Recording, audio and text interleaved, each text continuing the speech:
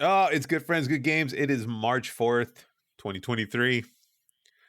This one's going to be a little bit of a weird one today because we are running on a very lean ship.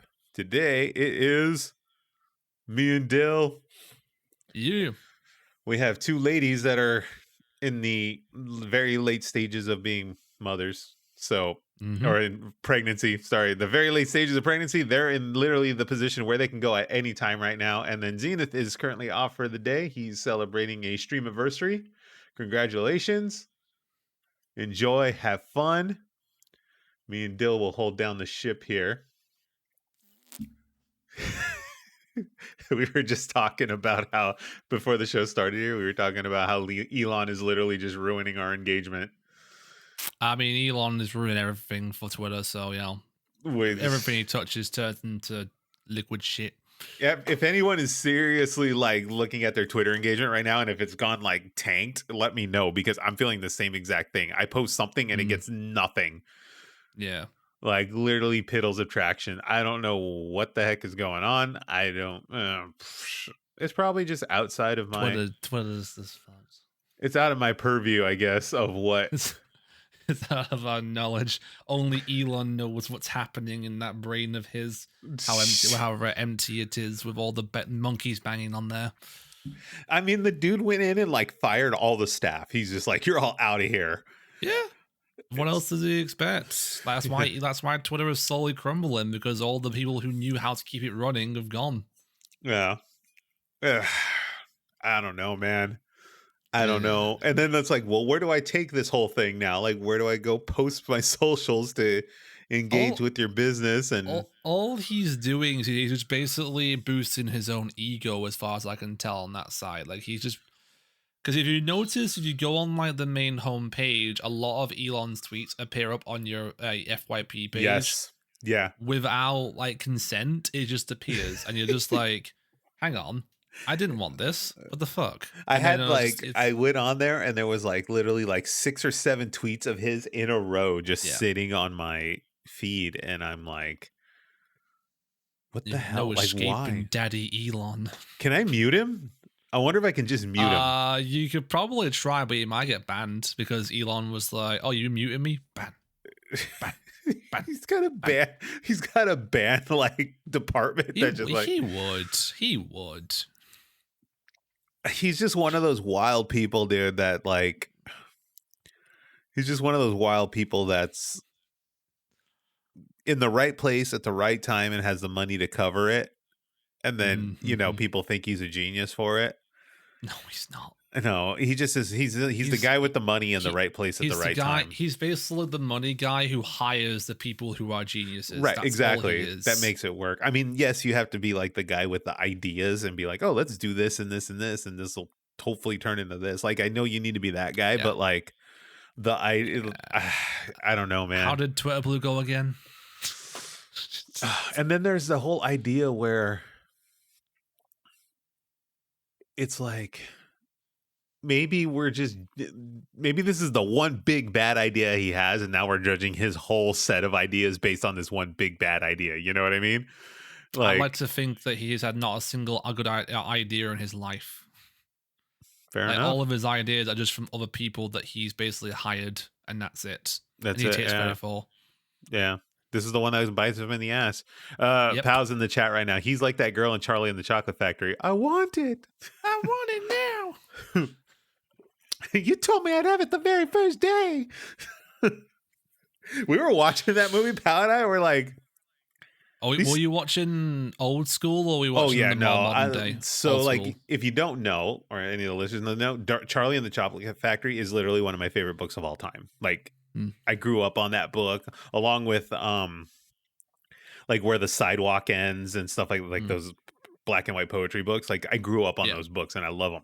So like, Charlie and the Chocolate Factory is one of my favorite books, and I do not, movie wise, when I say we watched Charlie and the Chocolate Factory, like we watched the old Gene Wilder, right? Yeah. One that's the better one in my personal opinion. Oh, it's got the better classical tone to it, honestly, and like Gene Wilder is just like. Yeah, he's literally perfect for the role. Yeah, he is. Which is funny if you did not know. Fun fact: Ronald Dahl, the guy that wrote the book, he actually preferred Johnny Depp's movie better. Ronald Dull? Yeah, Dahl, Dhal. Roll Dull. Roald Dahl. I always say Ronald. I know. One of my favorite books of all time. I can't even say the author's name. But the author literally preferred Johnny Depp's version of the movie better. I think Johnny Depp did a fine job. It's just the fact that I grew up watching like the OG Gene Wilder movie, and that's why it's, I prefer it. That's the thing. And he hated Gene Wilder's version because he felt Johnny Depp's was more accurate to the book. That whole Johnny Depp movie is more accurate to the book. Yeah. And then the Gene Wilder one takes a lot of liberties with the story and stuff and kind of things makes sense. But I think it's just overall, I think the original one is just a better movie. It has tone, it has feel. It feels like, it even fits kind of like the era of when the book was written.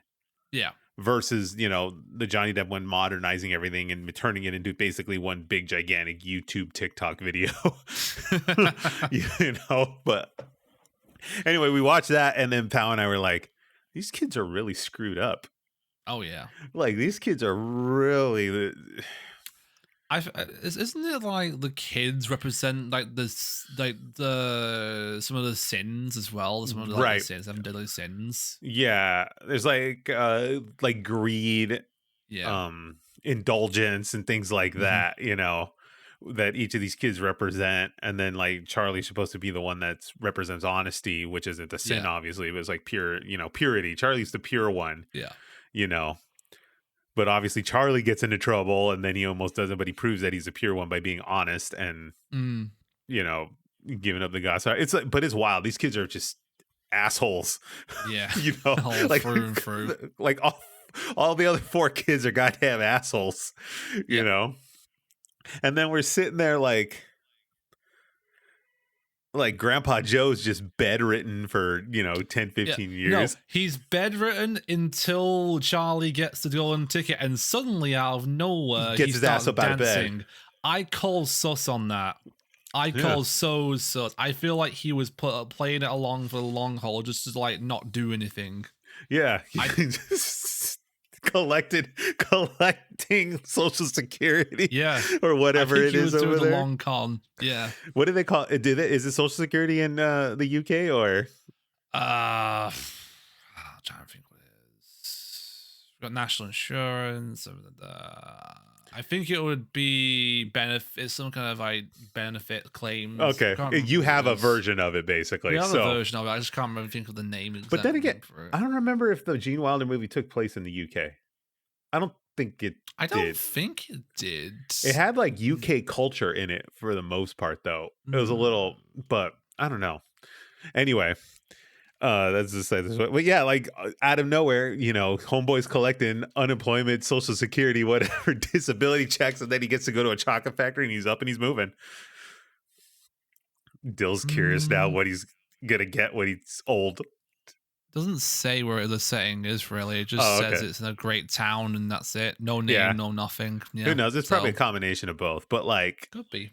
Yeah, but yeah, he's just sitting there collecting like Social Security disability checks or whatever. Out of nowhere, he gets them. While mom's busting her ass in a laundromat, like screwed up. Charlie's working. What a screwed up ass grandpa, dude. Literally, favorite childhood movie, pal. Yeah, you were asked what's your favorite childhood movie. That's a tough one because there's quite a lot of them. Like, are we talking Disney? Are we talking Pixar, DreamWorks? I don't know. What did you grow up on? I'm trying to remember the first one that I watched. Or like, what's the one you always like go back to and you always think of your childhood when you see it? Like, not even just, or like it's mentioned to you or you see it like in passing or whatever. I'm trying to think. I've watched a lot of movies as a kid, so like it's kind of hard. I think I remember the first time I watched Shrek, and I was blown away by that. That was like 2003 because I don't know how I got the DVD for it, but I got the DVD for it, and then I was like, yeah, that was fantastic. And then freaking I Believe was stuck in my head for like a week after that. I believe it. Yeah. I haven't watched Shrek in a while. Yeah, I watched quite a few DreamWorks, like good DreamWorks movies like that, and then In the Incredibles obviously was like one that I watched, and then If we're talking Disney wise, Disney, I watched a lot of the classics, Beauty and the Beast, Aladdin, Snow White and stuff. Aladdin was my favorite one out of like all of Okay. them. See, my brother grew up on The Aladdin's Lion like King. My brother yeah, loves The Lion King. Lion King is good. Aladdin still slaps better to me, honestly. You think Aladdin's a better movie, huh? I think Aladdin's a better movie, Okay. honestly. I think Lion King is good. I think Aladdin is better, honestly. And like, then that's and then I'm trying to think. Toy Story, definitely watched Toy Okay. Story. Definitely like Toy Story and Toy Story 2 I watched back to back. That was great. And then I'm trying to think of more that I've watched, but I just I'm trying to think of more live action ones. I'm trying to think of like good live action ones I can't think of. I mean, if you didn't, you didn't. Like, it's not, but Yeah. I'm in this whole Lion King versus Aladdin Yeah. debate. I need to go back and watch both of these now and actually decide which one's a better one I is. enjoyed Aladdin a lot more. I think it's because of Robin Williams' like performance as Aladdin. I think that's just like always hits me, and I'm just like, yay. I think Lion King is the better story, and I think the better story, but I think Aladdin might be more engaging for a kid. I think Aladdin has a more decent story than Lion King, and I think Lion King has the better soundtrack. Lion King is a little like is very downtrodden and sad too, Yeah. up until Timon and Pumbaa come into the picture, and then it picks up. So I think Lion King's soundtrack is better, but I think Aladdin's story still hits me more better than Lion King does. So I don't know, did I tell this story on the pod or not? But yeah, well, we went to Disneyland last time, right? But growing up, I watched Pinocchio a lot when I was a little kid, right? Yeah. And I was always afraid of the whale. Oh yeah, the whale. Monster of the Whale. And then my first trip to Disneyland that I can consciously remember being my first trip. I'm sure my parents took me when I was a baby or something like that. I don't remember. But like my first conscious trip to Disneyland, about 5 to 6 years old or whatever, right? Yeah. My parents go and we get on the Pinocchio ride. And I'm like, oh, cool. This is going to be sweet and fun or whatever. I'm frightened to death of the stupid whale. You go into the whale's mouth and I start crying. Oh, no. And then my mom is like, calm down. It's okay. It's okay. And then my favorite Disney character, right now here, like has always been my favorite Disney character is actually Jiminy Cricket. Okay. So like, I love Jiminy Cricket. And my mom's like, oh, thank God, thank God. She goes, look, honey, look, there's Jiminy Cricket. Because you see Jiminy Cricket like spinning around and he's got like his little umbrella and stuff. And it's like the room lights up and it's supposed to be happy. You've escaped the whale and then you get off the ride, right? Mm-hmm. But I'm still crying. So we took my mom for Christmas just this past year and we get on Pinocchio. I was like, you know what, Mom, I'm going to do this. We're going to face fears, right? And go up Pinocchio again. And then my mom's like, we're all on the ride. And then my mom and Pow are talking. And then like, they're like, you know what? This ride really is dark and messed up. Like it's you'll find if you go back with a lot of Disney stuff, they're based on like actual tales from like it's like psychologically it's like psychologically disturbing. And then my mom realized, she was like, that might have really been messed up. Like, geez. Hindsight's 20/20 when you're parenting. Like you're doing the parent thing and then you put your kid through this stuff and then you realize years later when they're adults and they've got through therapy and all kinds of crap, they're like, wow, maybe I really did do some stupid stuff. But I'm going to go back and I'm going to investigate this. But yeah, we went on Pinocchio and like, I loved Pinocchio as a kid, and then Charlie and the Chocolate Factory. And then cartoon-wise, I grew up on like Ninja Turtles and Ghostbusters and stuff like that. What was it? Cartoon Network, absolutely. Nickelodeon. Not too much for the Disney Channel for me. More like I watched it with my friends. So you come from like the SpongeBob era, right? Like the SpongeBob era of Nickelodeon. SpongeBob, and then we in the UK we had like a show that was run by the BBC called CBBC and CBeebies, which had like more like kid related shows and then older kid related shows and everything like that. So that was something I grew up on as well. But if we're talking like ones that we've probably both seen together, whenever I went to my grandmother's house, Cartoon Network was always on. Like I would watch the Batman, which was like, the early 2000 era one. Ben 10. Obviously, Ben 10 was like that one. Codename Kid Next Door, A Foster's Home for Imaginary Friends. I'm trying to think of more here. I do really remember watching Beast Wars as well, the Oh, Transformers that's the Beast Wars good one. Like that series. was like the Yeah. reboot. Yeah, that I was do good remember stuff. watching that. That was quite good. I'm interested in seeing what the movie does, which releases Oh yeah, this that's right. They're year. doing this movie like that's Yeah. from that. Did you ever watch Power Rangers? Like, did you ever do the Power Rangers thing? Power Rangers? Yep, I watched Power Rangers. I remember vividly there was a Power Rangers series that no one remembers.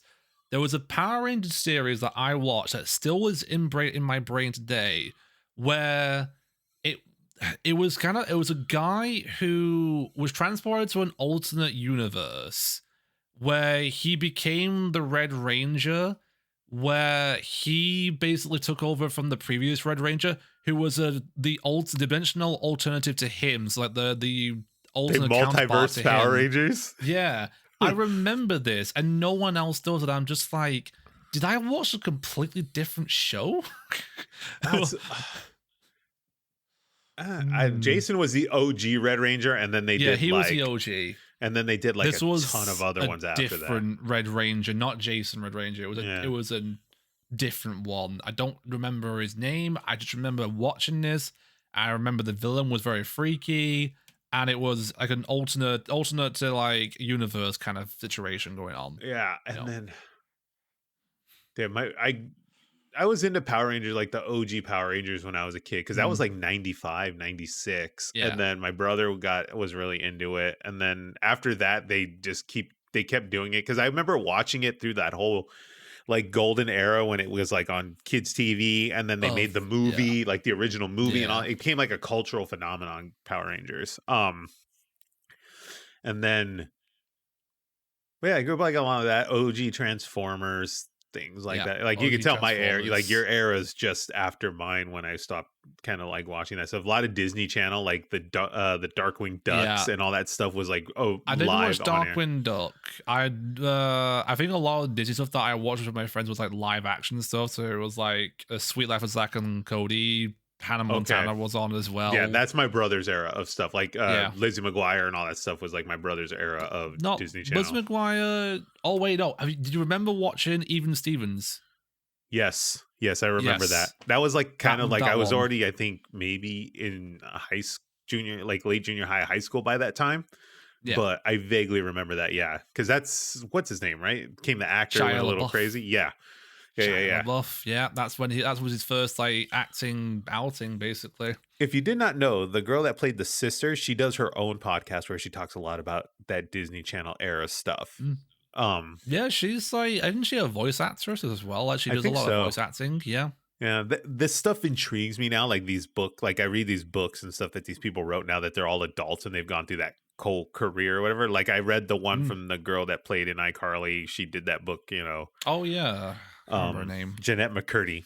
And like her story's just wild. Yeah. Like it's so messed up what she went through and like just it's insane. Like I said, all this stuff is like hindsight now. But when you're a kid, you're like you have no idea what's going on. No. Did you go watch Ant-Man? I haven't seen it yet, no. I've heard mixed things though. You're either gonna love it or you're gonna hate it. It's like Marmite. Yeah, it's like you're either gonna love this movie or you're gonna hate it. I was kind of in the middle where I was like, it was okay, could have been better. Pow and I had this big old long discussion about Disney, or Marvel. And I was like, I think Marvel's running out of steam.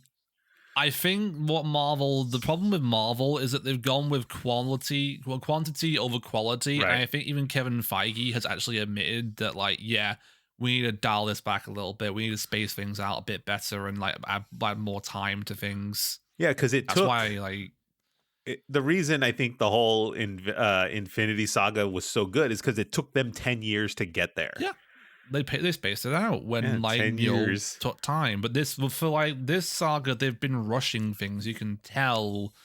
I think also the addition of the TV shows as well has added more work and more pressure and a lot. It's just too much content. Yeah, it is. It's too much. Like they need to dial it back. Yeah, because you would not understand the villain in Ant-Man if you didn't watch Loki. you No, know. true, true. Yeah, But like then you again, I thought Loki was actually pretty good, and I thought Loki was well done, and the reveal at the end of Loki, spoiler alert, was great. yeah, going back, it's a better going back and watching it again, I think it was better. Yeah, Watching it from week to week, it was kind of a mess, but if you had the chance yeah, to like sit and watch it all in like a block, it was actually really yeah, good. Um yeah. Speaking of shows, have you been watching The Last of Us? we we were trying to talk about this for like 2 weeks, and let's go ahead and let's do this now here before we get into games. So like Yeah, I'm up to episode 3. okay, so you're up to 3. Okay, give me your Yeah. assessment and like what you actually think first, and I'll kind of bounce I off of think it you. is a very good adaptation of the show, of the game.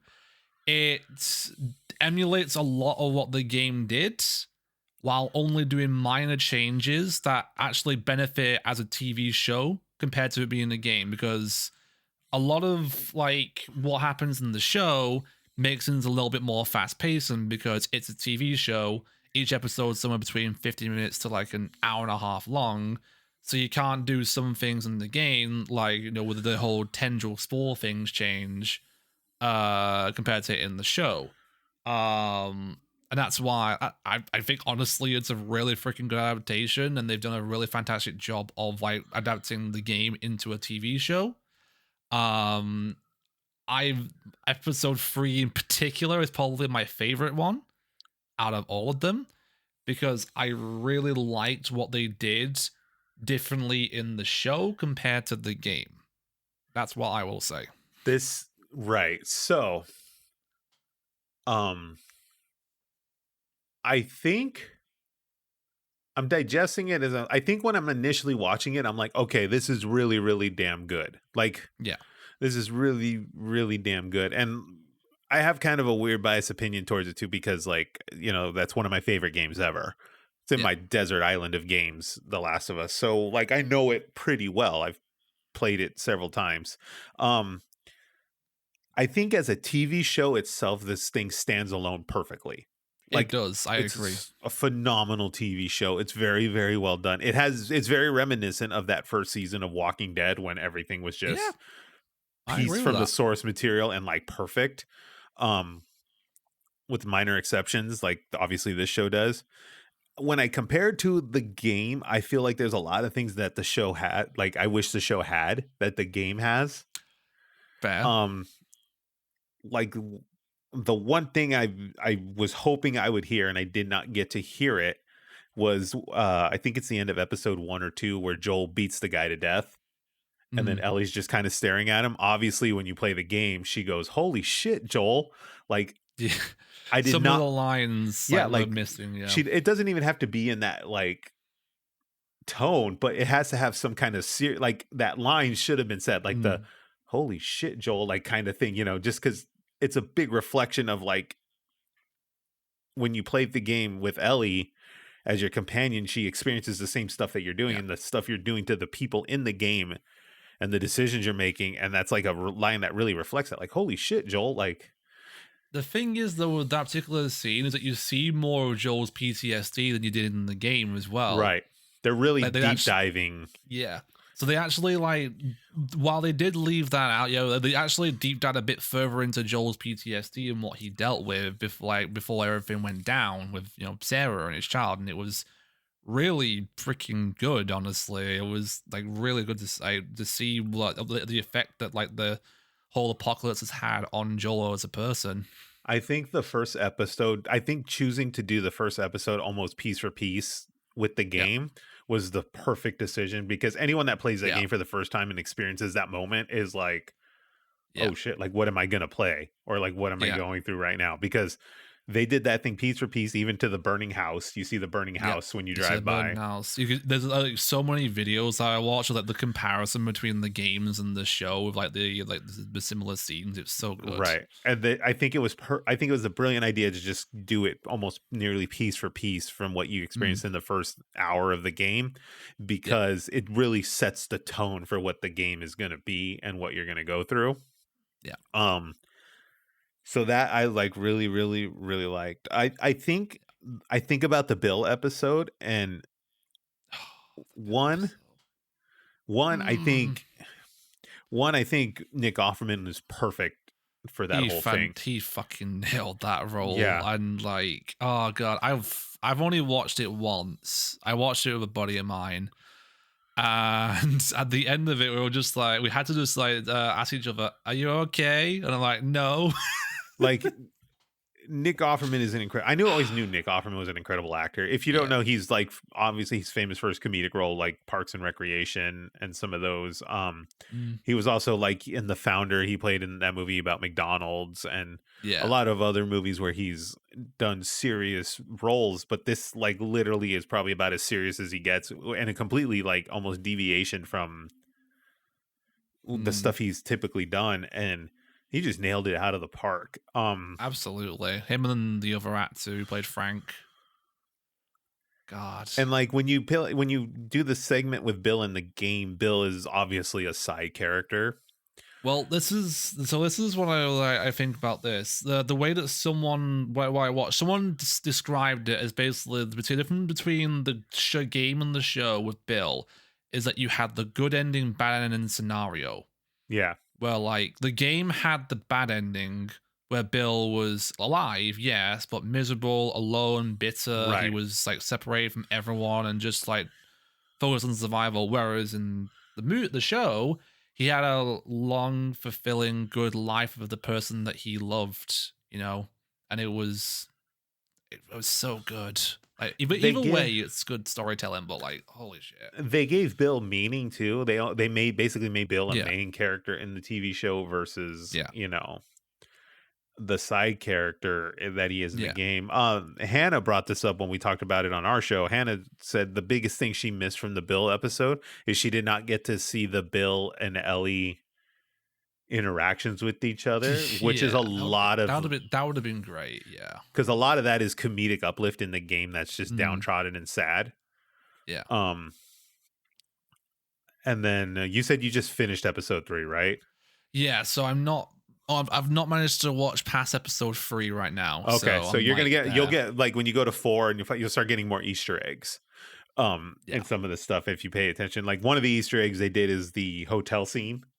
I'll take Mm, my drink up in my room and my purse or my pillows fluffed and da da da. Yeah, like that comedic relief was in yeah. one of the episodes. But yeah, the build thing really sets the tone for the show. Just It does. it sets the tone Like for the show god. really versus what the game kind of does. I just want to have a word with the writer and just say, "How dare you make me feel emotions?" And then the like the window, the episode ends with the window, Yeah, you know, which is like the intro to the game, yeah, the which is iconic like window blowing. cool. Yeah. It's well done. I think one of the biggest things I'm worried about right now is I'm going to get burnout on Pedro. I don't know how anyone can get burnt out on petrol. Well, we've got The Last of Us, we've got The Mandalorian. He's going to He be was like all over my like For You page on TikTok. I could not. There was like not like one or two videos that I couldn't get past. Like that freaking. Have you seen that TikTok edit? The which one? one of him, the one from when he was playing the cowboy in the Golden Circle, the Kingsman movie. Oh, I forgot he was in that. Yeah, he was in that, and someone made an edit of the iconic scene where he's like romancing Halle Berry's character. Yeah. You know, because he lost his memory due to like the being shot in the head and everything like Right. that. So he was trying to romance her, and someone took that scene, put a really raunchy sound or like song in the back, and then like just like the guitar solo part of it, and then like cuts to all like the parts where like he's like smoldering and everything like that, and he all I can say is that Pedro Pascal has definitely seen it. Yeah. He's definitely seen it. good for him though, because Yeah. he's a great actor too. Good for He him. is. Yeah, good for him. He's really on top of the world I've right liked now. Pedro since Game of Thrones when he Yeah. played that prince in Game of Thrones. That's when my first introduction to him, and I was like, hell yeah. And then he freaking died, and I'm like, I don't want to watch this show anymore. Game of Thrones is a damn roller coaster, dude. It fucking is. I'm very glad I actually started watching, considering how it ended. It's a roller coaster. Yeah, You're like, whoa. Yeah, Pal was watching it and she's like, what the fuck? Like the whole first season, what the fuck happened? I was like, welcome to Game of Oh, Thrones. You yeah, know, Game of Thrones does that to you, yeah, welcome to the and it game. Here slowly we gets go. worse. And then,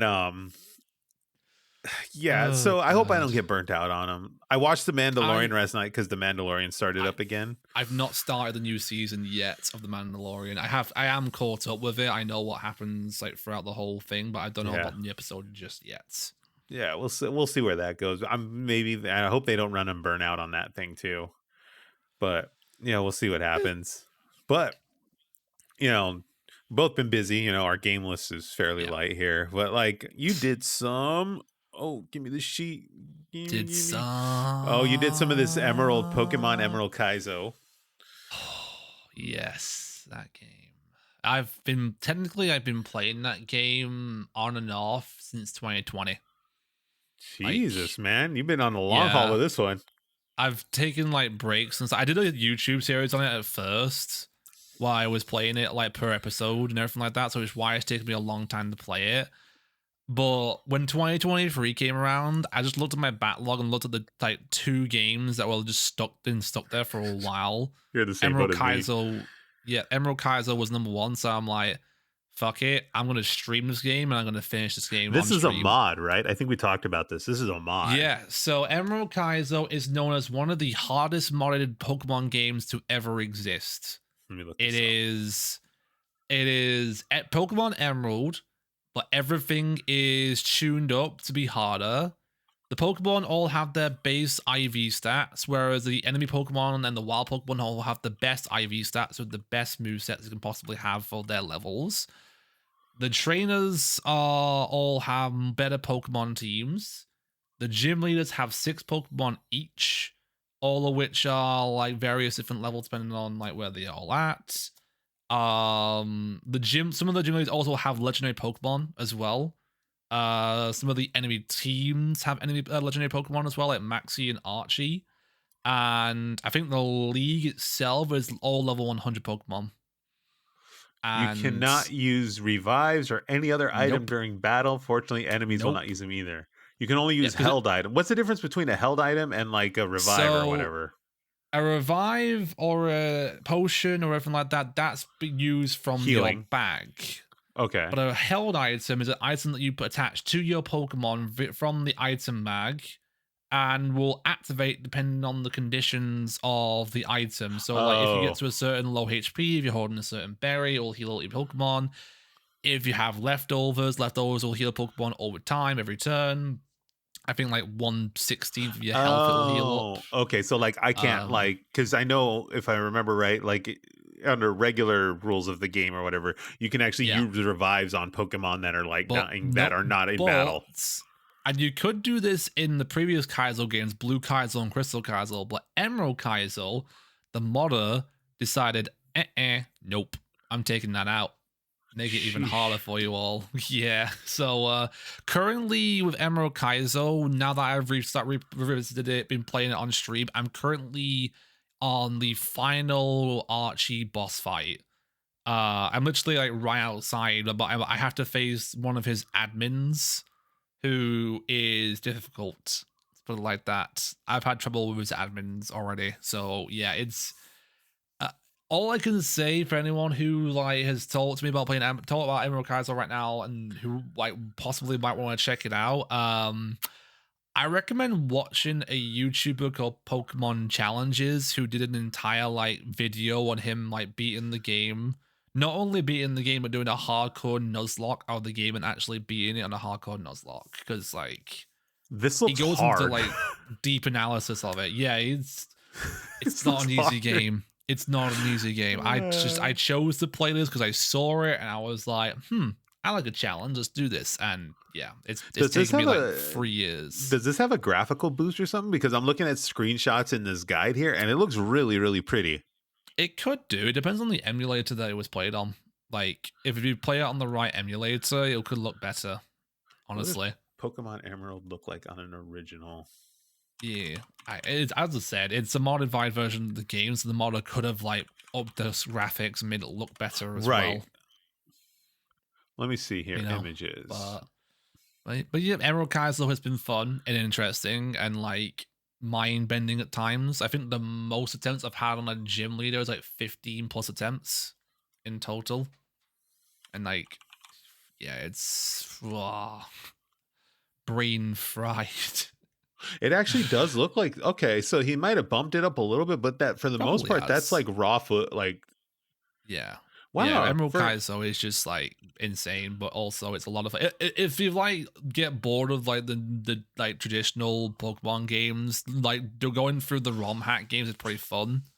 Like I have a plan to go to a different one after Emerald Kaizo, but not a Kaizo game, but probably like another modified version of one of my favorite remakes actually of a Pokemon game. So, you know. that's yeah, wow. This actually looks pretty cool. I mean, I'm probably not gonna jump on this. This looks incredibly hard for No, someone like a first timer for no. me. This looks I mean, incredibly hard. I just jumped on it because I was just like, I like Pokemon. I like a challenge. I'm gonna do it, and it's taken me like nearly 3 years to like finally get to this point where I'm getting close to the end. Is it one of those situations where you like starting over, like you stopped and then you started over and tried a different run or something like that, or like you just did? It took you 3 years to do one run. I've just been on this one run for the last 3 years. I've just been like, I was, as I said, I was making YouTube videos of it, but didn't have enough time to record any videos, so that's why I just said fuck it and did live streaming instead for it. You Sheesh. know. Are you doing this? Oh, you're doing this on an emulator on your PC, right? Yeah, it's the only way to play it really because it's a modified version of the Well, I game. think you could technically like take the ROM and put it on a flash cart and then put it in your I Game Boy, and it probably would work. Yes, but I don't know if it has like any issues from doing that, honestly. So Right. Oh yeah, because there's like if there's a graphical bump or anything like yeah, that. like a Game Boy would not like that. But yeah, Emerald Castle is fun. It's just like hard to play, and I'm hoping that I can finish it at some point the next month or so. I don't know. How Kaizo was, there's a chart here. How Kaizo was this? Truly Kaizo, fairly challenging. Yeah, and there's also Blue Kaizo and Crystal Kaizo that I've not even explored yet. But this is like the trilogy of the Kaizo series. Kaizo is a philosophy of game design, specifically platforming games, distinguished by a high degree of strictness played on the intended actions. Damn. I think the first Kaizo game was actually Mario. That's what it looks like, yeah. Yeah. Mario was the first one that got Kaizo a Kaizo Mario hack. World. Yeah. Which I kind of wouldn't mind seeing Zen try that, honestly, on stream. He would do it randomized. Yeah, he would. Kaizo is also known as Asshole Mario. Yes. Where do I get this? I'm gonna try this. I might try this because I can get this and I can put it on the Steam Deck. Go for it. Try it. Okay, Asshole Mario, here we come.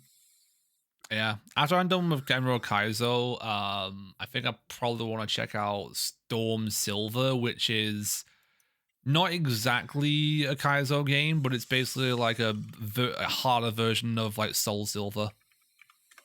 Storm Silver. Which is my favorite remake, Pokemon remake of all time. So, like, yeah. I'm going to check it out and play it. This community is so dedicated. Yeah. That's insane. Yeah, there's a lot of other Pokemon games that I found, like fan-made ones too, that like look quite interesting that I want to check out too. There's if you're into roguelike games, someone's actually made a modified version of Pokemon Emerald Rogue, which is literally like a rogue Pokemon game. Huh. Yeah. Yeah. So if you're into rogue games and you're into Pokemon, try Pokemon Emerald Rogue. You might like it. I got Pal and I went to our collector swap meet and I saw my video game vendor there.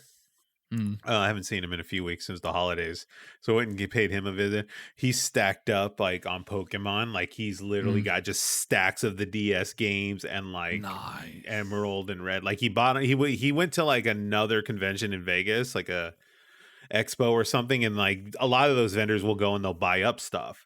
Like they'll go in to buy up stuff and build up stock for the regular business. But like this dude is just stacked with Pokemon for a while.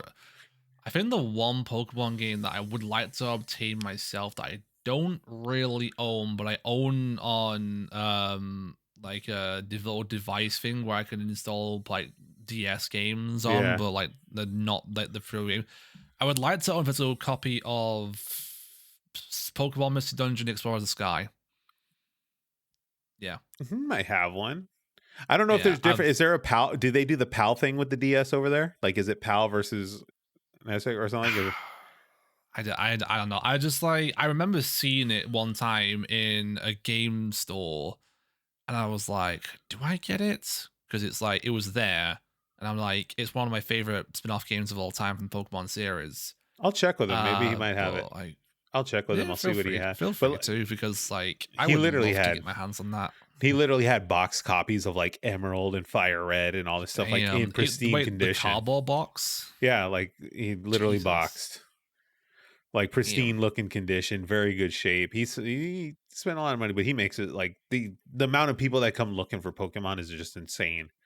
Yeah. Because I always go and I trade stuff for him because I'm trying to finish out my Zelda set.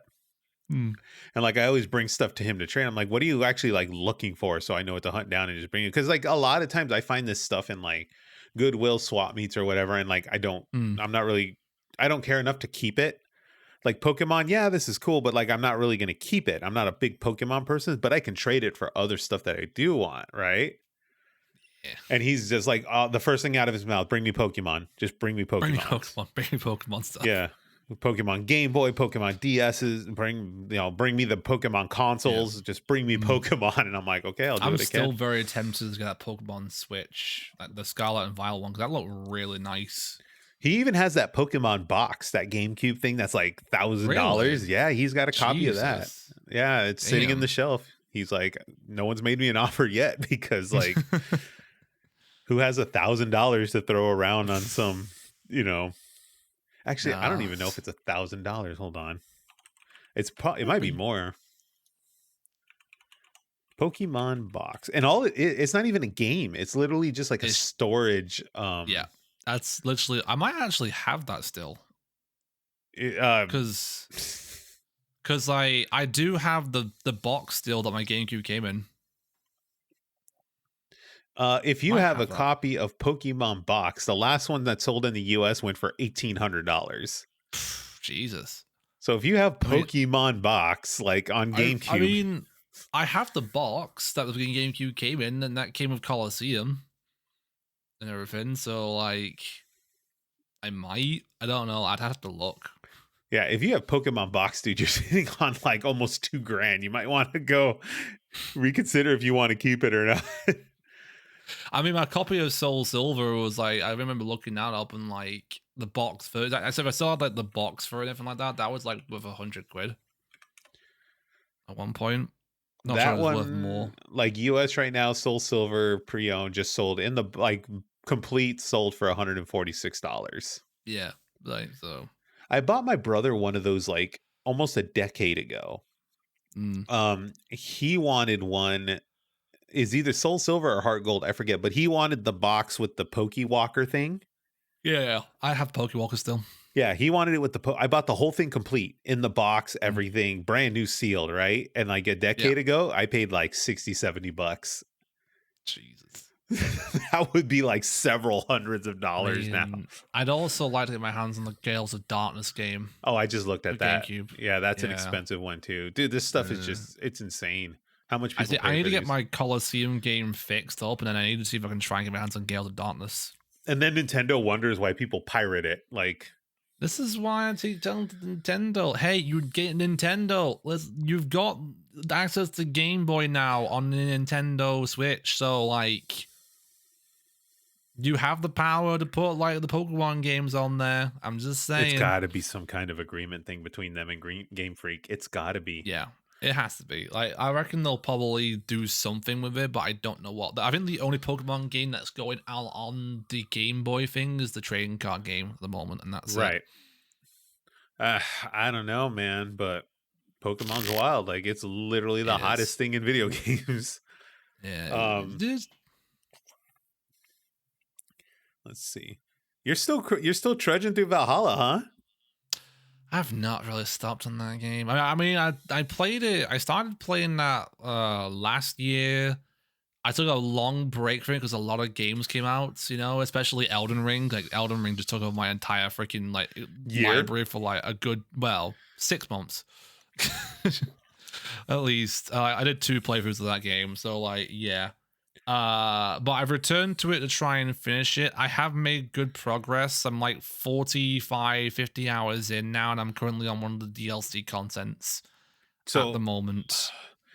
I don't know, man. I keep seeing this game on like sale. I'm like, do I want to do this? Do I It's a like if you want to do it, it's a long game. I'm just telling you. I'm giving you that heads up right there. It's a long game. It's like I think a it's gonna be hundred? longer than. I think Odyssey took me about 75 hours to complete. I think That's a Valhalla lot. is gonna be more than that. That's a lot, dude. And that was without DLC content for Odyssey. I have DLC content for Valhalla, all of it, and they give that game a lot of content. I will say that. I don't know what is up with Ubisoft right now. Like Ubisoft is just Hmm. they keep cranking out Assassin's Creed. Well, it's the thing with that the latest one they got is called Mirage. That's coming out later this year. And they have said that this one's going to be a lot more linear and a little bit more like story focused and a little bit more like enclosed compared to the trilogy of open world games that we had recently, which is like Origins, Odyssey, and Yeah, those Valhalla. are the three that have come and they're like the more open world, Yeah. like map vomit stuff. Literally, like the more with every old one that's come out recently, the more open world they've become. Oh my Because god. like Origins was great. Origins I beat in like 35, 40 hours. Great game, good, decent open world, That's the great Egypt one, story right? as well. Yeah, that's literally the origins of the Assassin's Creed Order, and it was really good. Um, Odyssey, it was like half an Assassin's Creed game, half it wasn't. To me, it was just basically like when I played as Cassandra, my total goal in that game was how many people could I romance in that game. Honestly, that was my overall Nice. goal in that game. Look at And yeah, priorities. literally, I went. I basically did what we call the ancient Greek playthrough. This is priorities. I'm gonna romance everybody. And then Yeah. Valhalla's the Vikings, right? Valhalla has a little bit more assassin story Uh-huh. into it. There's definitely a bit more of an assassin story to it. You do meet assassins in there as well. Like you do meet some assassins. Like I think are actually going to be in Mirage, so that's quite a nice little Easter egg right there. But you are mainly a Viking who's trying to like create a settlement in England, like a Viking settlement in England, and then like you pillage, you raid, you do some assassin contracts every now and then, kind of like that kind of stuff. I know because I played through Assassin's Creed 2, which I think actually 2 is a phenomenal game. Two Like is the best one of all time, yeah, 2 is a in my eyes. phenomenal game. It Yeah. took everything that was boring about 1 and flipped it around and made it better.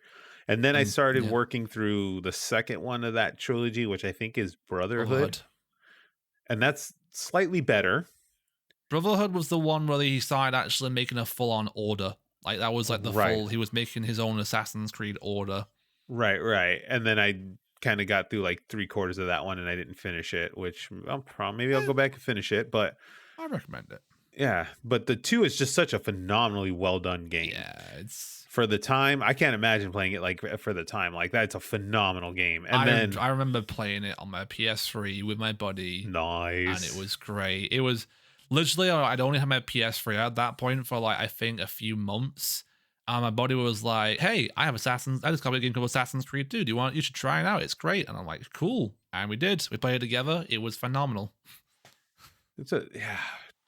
It's a fucking phenomenal game. And then Yeah. I tried Odyssey and I was like, okay, seems all right. But like again, more map vomit. Like if there's too much map vomit, I'm almost automatically That's checked out. Like where do I that's even why go? I didn't do everything in Odyssey. There was just too much stuff to Yeah, do. I because just focused on getting my level up to like the right way, and then that was it.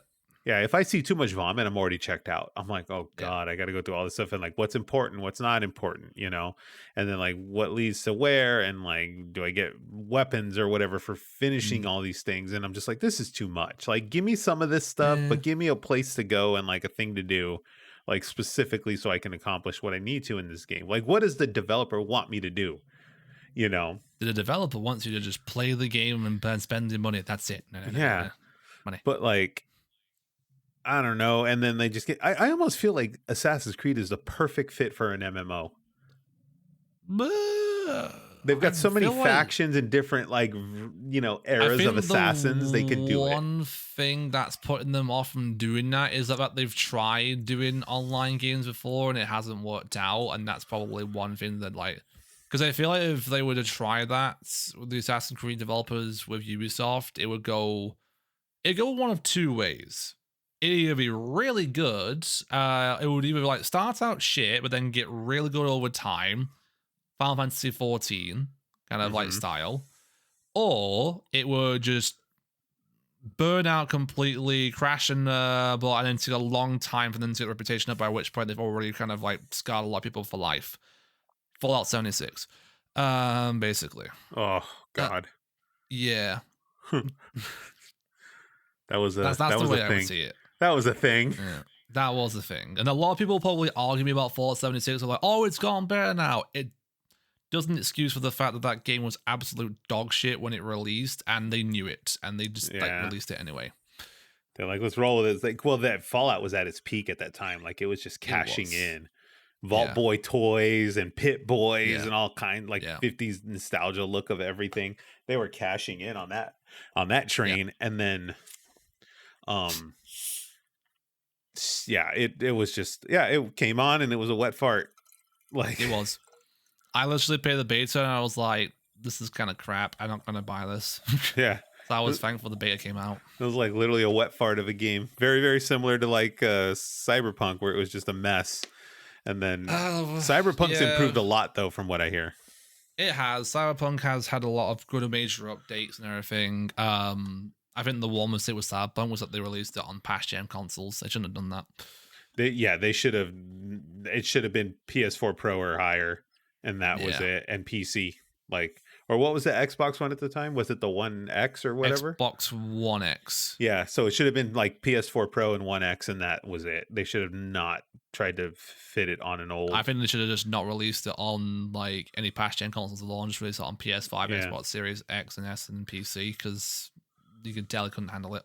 Well, yeah, but if you eliminate the whole whatever that previous gen, if you eliminate that whole PS4 gen period, Pro and all, you eliminate a huge base of people that are going to buy it. They could have they should have delayed it probably. Yeah, they probably should have just delayed it and made it a PS5 release or Xbox release or whatever, and called it a day. Series S and called it a day, instead of trying to like multi-platform it. But I don't know. But yeah, dude, I don't know. Assassin's Creed, like, I feel like it's one of those things that they should just stop. I think with Assassin's Creed, if Mirage ends up being the same way that Valhalla is, I might not buy it, honestly. I might not, because, like, while Valhalla is, like, nice to play, it is a lot of content. And, like, I find myself paying attention only half the time, and then the other half of the time, I'm just like, what's chat doing? Yeah, I think I feel like it would be better if they just stopped, and then they went and did, like, go do like Splinter Cell or something for a minute and then come back and revisit. A lot of people do want a Splinter Cell remake on new game. Yeah, go do something different for a little bit. So this is not COD. Like, Assassin's Creed is not COD, Yeah, that's why they spaced out the release of the game now. Yeah, but I do want to hear. I want to hear about the Dead Space remake though, because this was like on my list of things to buy and I haven't done it yet. It's a very good remake. It is a very good remake. Like, the Dead Space remake, it takes the original formula of the game, gives it better graphics, and then adds more lore and story to it. That's basically what it does. Like, there's so many good points about the game. The game was a bit of a hot mess, I will say, when it did release. It wasn't as bad as Callisto Protocol. There was just some optimization issues with the game, and that's about it. They have updated it since then, and it is a lot better. Okay, yeah, because Callisto Protocol was the one that looked like Dead Space, and we were all kind of like on board to play. And then once the news came out of it that it was a turd, it kind of like. I mean, I bought it on that game on PS5 for a reason, because I didn't trust the PC version one bit, and then I played Callisto Protocol and it was 6 out of 10. It was like great, okay. I think the weapon system could have been better, and the story was at least all right. It would had like some interesting moments in there. I think it was just trying to emulate Dead Space a bit too much, in my personal Right. It was like opinion. really, really like inspired. So for those that Yeah. don't know, Dead Space is basically like Lost in Space horror survival. Yeah. Original And Dead Space released in 2008. I think it did it do well when it released originally. let me see. I know it's like a big fan favorite for horror game players and everything like that. I can give you that info right now. So Dead Space 2008, Metacritic scores 89, 88, and 86 across the board there. It's averaging about 8 out of 10. So the original is very well received. I'm trying to see what sales figures are. Okay. Sold 193,000 units. Let's see. By December, the game had sold 421,000 units, so 500,000 almost. And it's considered a commercial disappointment following extensive marketing. That's so sad that a game that makes sells 500,000 units is considered a disappointment. Yeah, that is true. But as I said, the remake is really well done. I have finished it, but I'm currently working through New Game Plus because one of the new features they've added into the game was that the New Game Plus, there was a secret new ending that links Dead Space 1 to Dead Space 2, apparently. Like, which is intriguing. I'm like, ooh, more loyal, Shay. You know. It looks so good. I'm yeah, it is. I think I'm gonna I'm gonna Steam sale this one and I'm gonna wait it out. Yeah. Because I want to play this really, really bad. The fun thing is that anyone who pre-ordered the game actually got Dead Space 2 for free if you didn't have Dead Space 2. I have the original game, like the original 08 game. I do. I had the original and I have Dead Space 2. And I think Dead Space 2 did better than Dead Space 1 just because of like how much further they went with the game in that one, and all the little improvements here and there they made. Is the remake basically like this is the definitive version of the thing, or is it very, or are there varying differences? Is the definitive version of the game with only minor tweaks in the story and the lore. They also balance out the weapons pretty well, so it's not just like the plasma cutter that's like the most OP weapon. Everything else actually gets a nice even balance in terms of damage it does, which is nice.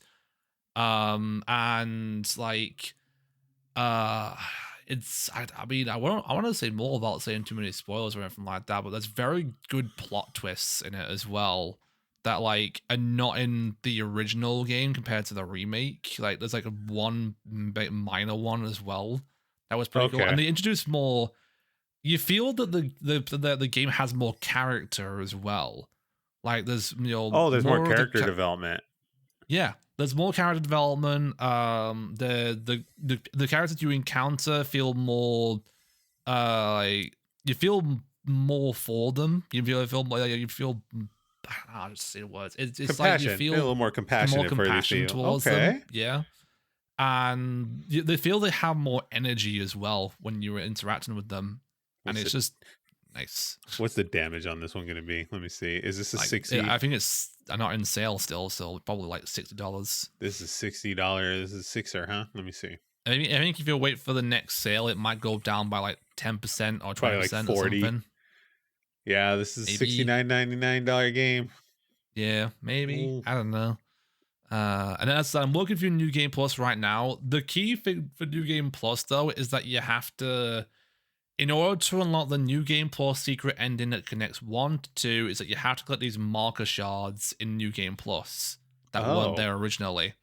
Yeah.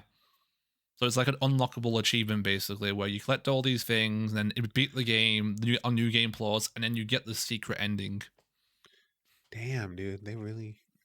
Did I wishlist this already? I'm going to wishlist this. Let me see. Yeah, do it. Okay, let's wishlist this. I'd had a lot of them with it. I'm not sure when I'll beat New Game Plus. I'll probably beat it in the next few weeks or something, but I'm looking forward to it. Because I know I was going to do Callisto Protocol, and I'm like, oh, this isn't doing very well. So let me see.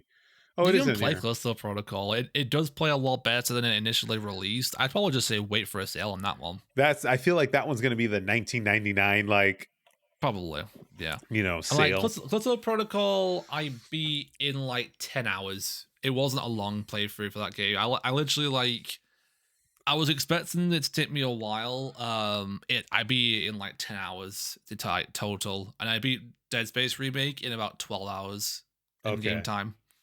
Okay. That's not Yeah. okay.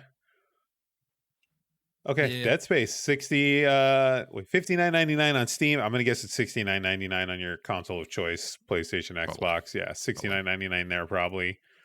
It's got Dill's approval. Go pick it up. Enjoy it. Mm. I'll do so. Yes. Now All we right. move on to what Eric's playing. Oh god, dude. So, Oh, I got one on day 1.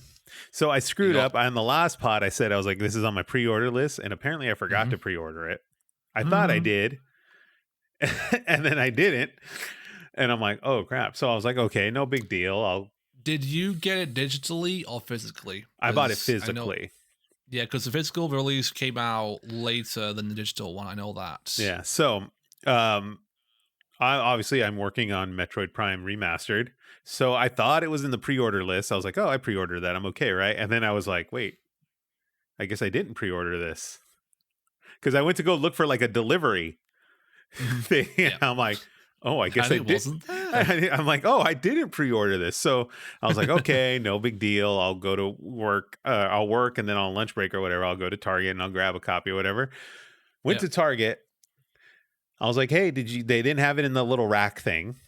Okay. Um and where they have the games. And then I was like, I went to the guy. I was like, "Hey, did you guys get your copies of Metroid Prime?" He's like, "No, I checked the whole district. Not a store in the Holy district has it." And I was like, "What the god hell?" damn. I'm like, "It's only like 1 o'clock, dude. Are you Yeah. telling me this thing's sold out?" He's all, "No, we never got them."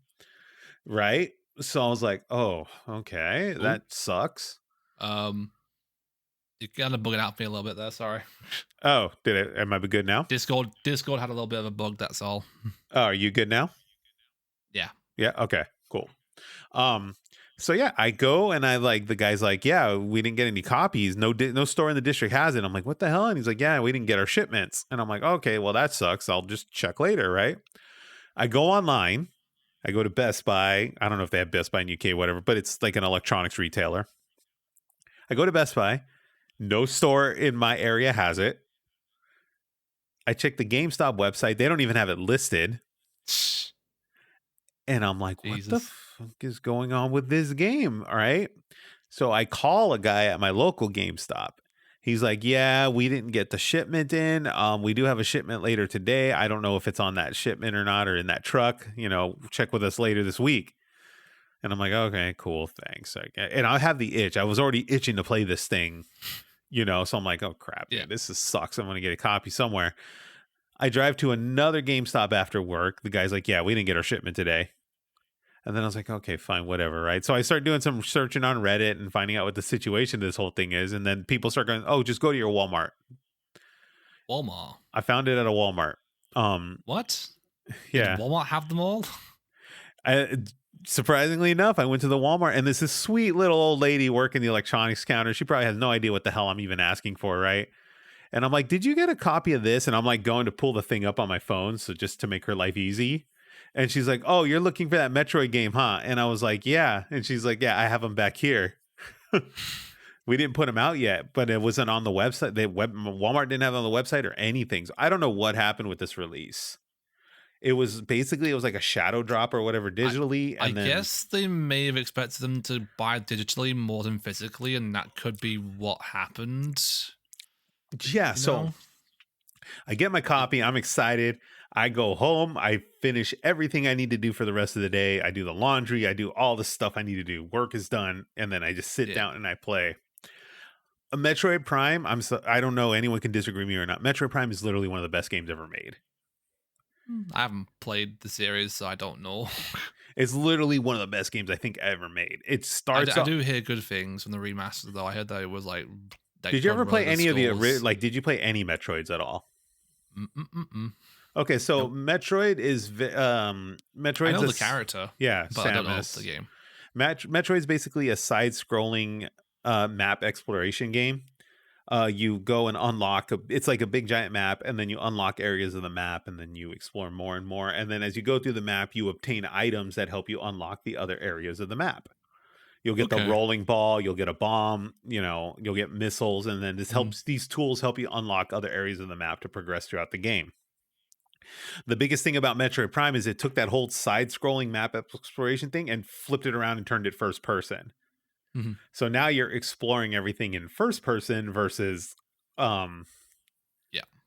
versus side scrolling, and it created a whole different feel to the Metroid world. And then you can go and you can scan. It gets a little annoying doing the scanning. You can scan items in the world and get information on all the different items. You can scan enemies and find out where their weaknesses are and use Yeah. those tools to, progress in the game. But you land and you're in this air and you're on this like spacecraft type deal that's abandoned, and then you have these weird nasty creatures, and then you're examining the creatures, you're examining the crew that are dead on the ship and what happened to them, and it literally tells you like death by dismemberment or something like that, like just Damn. eerie creepy stuff, right? And then the music and the tone that is set through this game is just eerie, dark space exploration music. And then the controls, Metroid Prime was made on the GameCube. It was a GameCube release. Yeah. So like the GameCube didn't have that refined right analog that we have now. So they've taken the remaster, and this is the first this is the first huge quality of life change, is they've modernized the controls so the analog stick is now right analog. So it's like a traditional, aim with the right analog and fire, and it brings a whole different feel to the game. And they had Cool. mods for this on the Aquarium app, to modernize the controls and stuff like that. But I think anyone that's never touched Metroid or never played Metroid Prime before should go play it. I, it's on the list. I will. I have Metroid Dread. I've not even started that yet. Yeah, Dread's fantastic too. Dread is a definite love letter to the original side-scrolling Metroids. Mm. So that's a fantastic game in itself. But like Prime is just a whole different beast, and it literally sets a whole tone for that world that's just fantastic. I think everyone should play this game. Yeah. I mean, I'm working on Metroid Prime 4 after like the last 5-10 years at this point. Yeah, it's who knows when that thing's coming, if it comes. If it comes, at least at least they've done pretty well at like uploading Metroid content. Like they did Metroid Dreads, they released Metroid Remaster, Prime Remaster, as you said. I think they just also released Metroid Fusion on the Game Boy Right, system, that's on the online system. Metroid Fusion, I believe, is a remake of the original NES one that was Yeah. put on the Game Boy Advance, and Yeah. that game's highly regarded. Yeah. The beauty of this whole thing, I believe this is $39.99, so it's a $40 release. So not bad. Not bad. For $40, you will get tons of entertainment out of this. That's like probably the original price of the original game, isn't it? Like from like GameCube era. Yeah. And for those that don't know, the main character protagonist of Metroid, Samus, is one of the first female heroes in video games. She's one of the first female heroines in video games. And it was like that was the big ending. Spoiler alert at the end of Metroid in Metroid 1 on the NES is you find out Samus is a woman. Oh, yeah. So people who played Metroid, they didn't know then until like the end. Right. Like I believe if I remember right, the original Metroid 1 ending is like she pulls off her helmet and then she has a little ponytail. And then every single gamer loses their absolute mind. Oh yeah, every like incel every the 80s is just like, oh, woman, and the head explodes. In the 80s, right?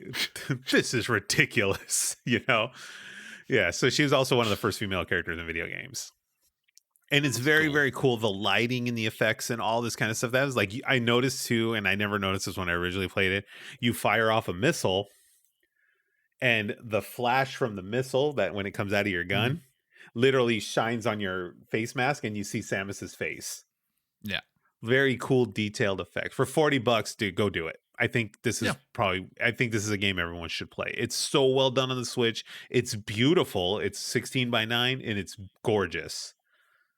I think that's on my backlog now. I don't know. My backlog is like 5 pages long at this point now. So, do you have a website that you track all your backlog on? Because I need help with this.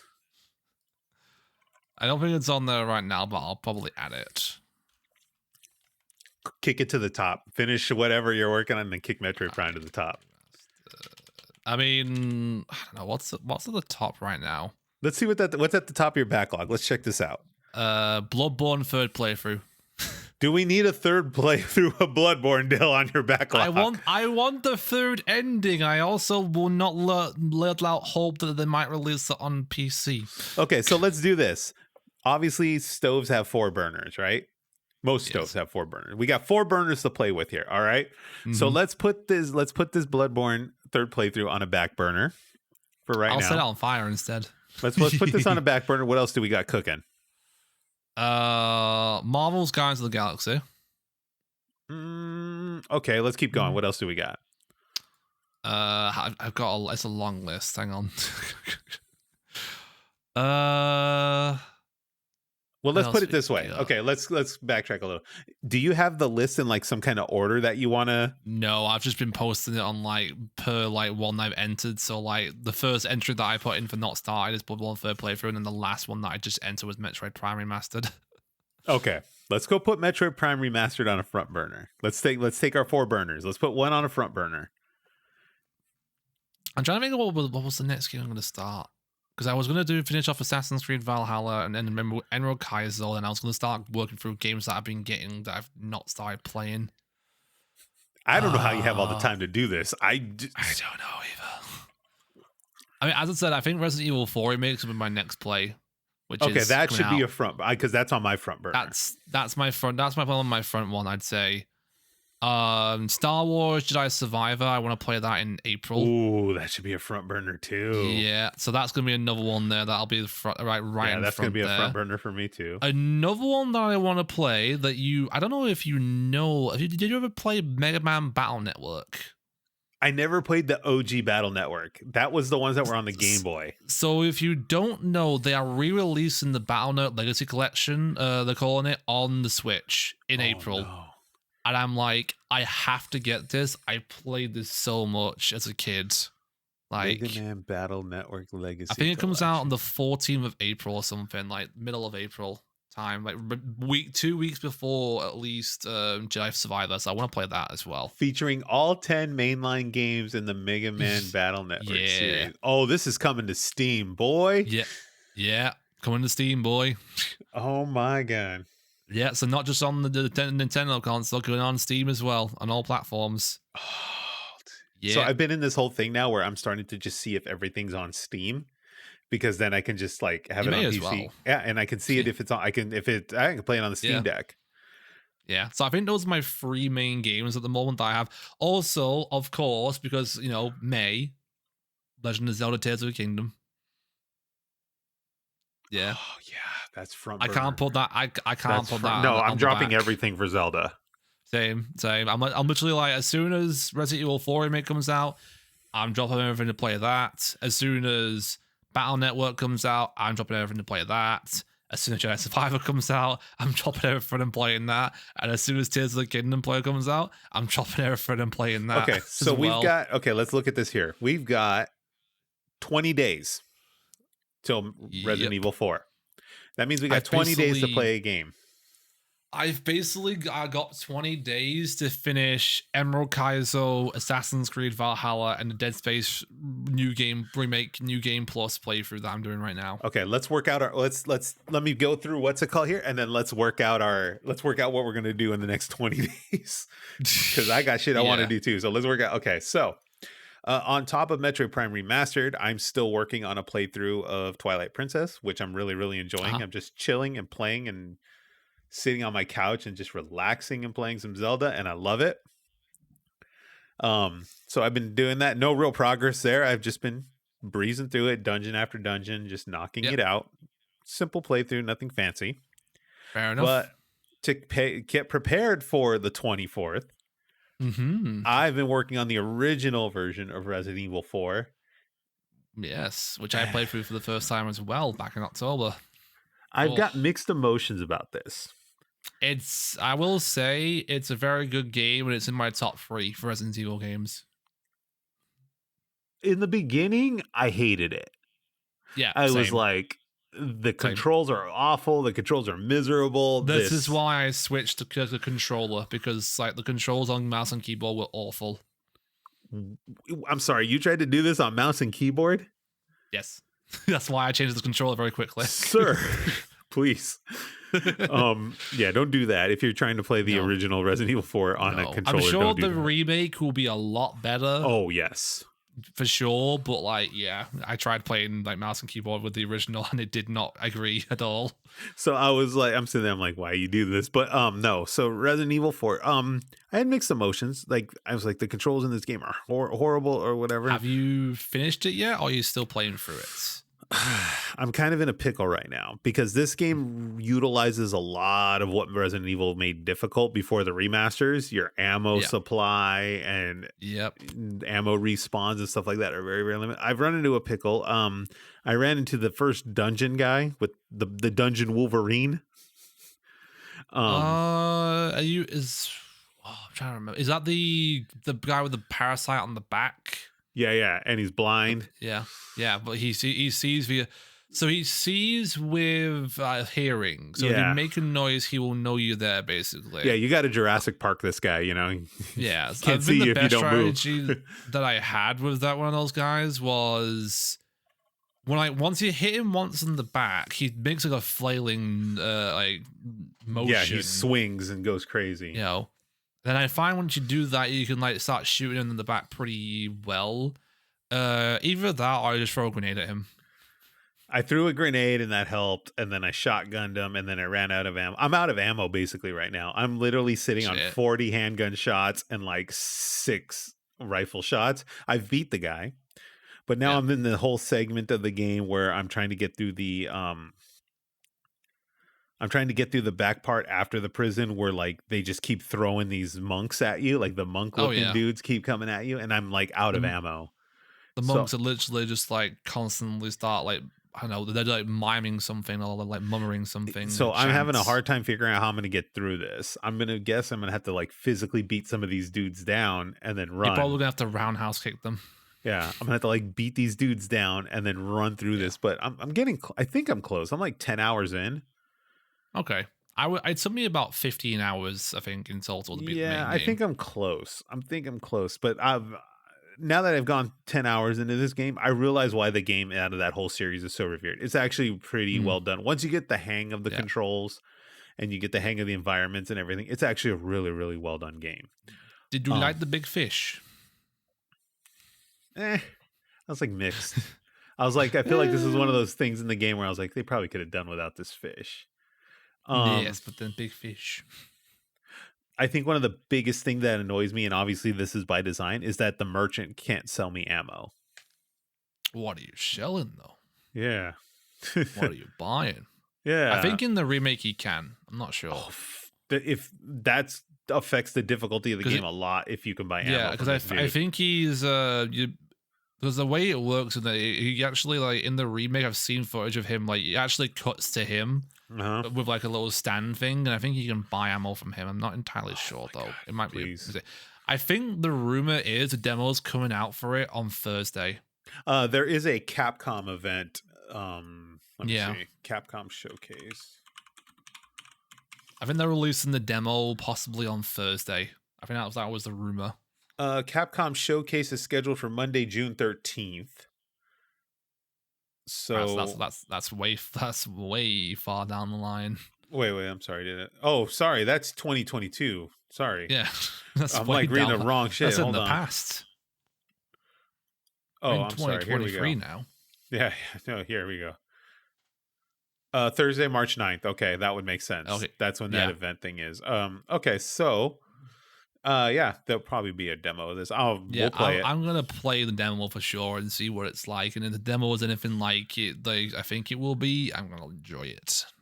Yeah, it's kind of I'm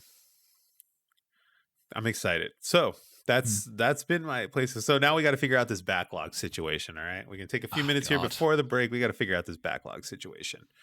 Well, as I said, what I'm gonna get through all the games I'm currently playing right now, and then if I think I might be able to at least beat Dead Space Remake New Game Plus and Emerald Kaizo before Resident Evil 4 comes out. Valhalla, no, that's going to take. I say we throw Valhalla off the ship here and sail away, shallow way, shallow way. Wait, did we pay $60 for Valhalla?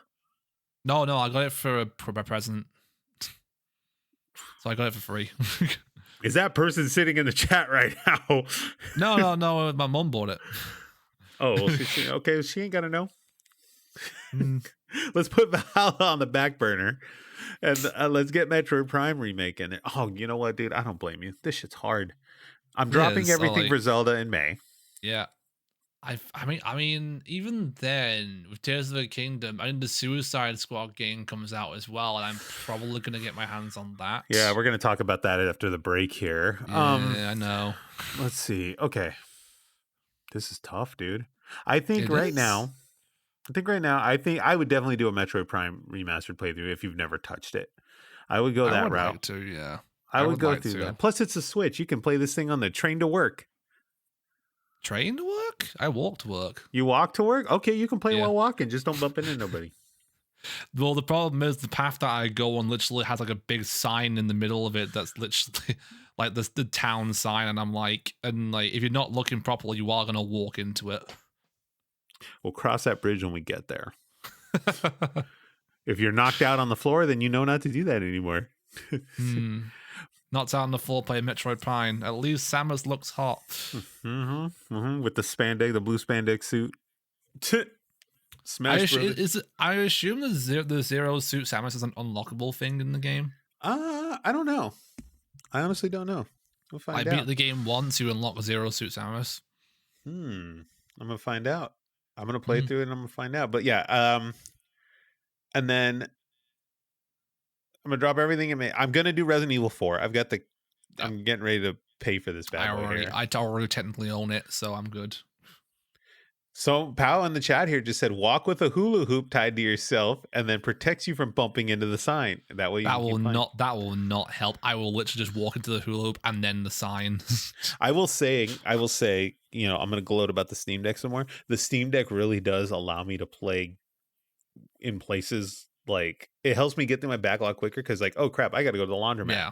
Well, I'm going to be at the laundromat for an hour and a half. I can play whatever and get through some more of my games. Same idea. Like it's like, oh, I'm going to be at work for X amount of time, or I've got to do something like at work and I'm going to be there for a while. You know, when I take a break, I'll just whip out the Steam Deck. Whip it out. You know, everyone send Dill a Steam Deck. Send Zenith a Steam Deck. I thought about buying a Steam Deck, but I just don't know what I would play on it because I don't really travel much. So like Dill, sir. Here we go. We're going to get a lecture here. You can take the Steam Deck anywhere. Yes, but I don't really go anywhere. You go to the toilet. You can play your Steam Deck while you're on the toilet. I have issues with people who take their phone and consoles to the toilet. I don't do that. Do you read the shampoo bottle? I just literally focus on what I'm doing. Whoa. Okay. Like, I don't take my phone with me. I don't take like a console with me. I just focus on what I'm doing and then I get out of there. You don't even take like a book, a magazine, nothing? No. I'm not going to be there for long. Sir, let me educate. Okay, look at that. Look at this. Okay, let's look at it this way. All right, we got to be real here. The John is literally the John is literally one of the few places in a man's life where he can go and have a solitude of peace for a good. It's called my bedroom. 10 to 20 minutes, right? Right. Okay, I get your bedroom, right? But here's the thing. If someone sees you going into the bathroom and you shut the door, they know not to knock or ask questions or anything unless you've been there for an exorbitantly long time. But if they go to the bathroom, they know not to expect you for, at least 10 minutes. So what? I played Metroid Prime after for 10 minutes on the Johnson, like just like done. Yeah, still you're missing the thing. So like it's one of the few places where you can find some solitude. All right. I don't know how you've been doing this, dude. They should take you to the government and research you, because I don't know how a dude just sits there and stares at the wall while he's doing this. I have a very vivid imagination. That can go multitude of ways, and I don't want to hear none of them. My brain just thinks of scenarios all the time. That's all it is. But yeah, you can take it, go anywhere with it. Well, let's say, for example, you want to get out of your room. See, there you go right there. Something just flew into your room.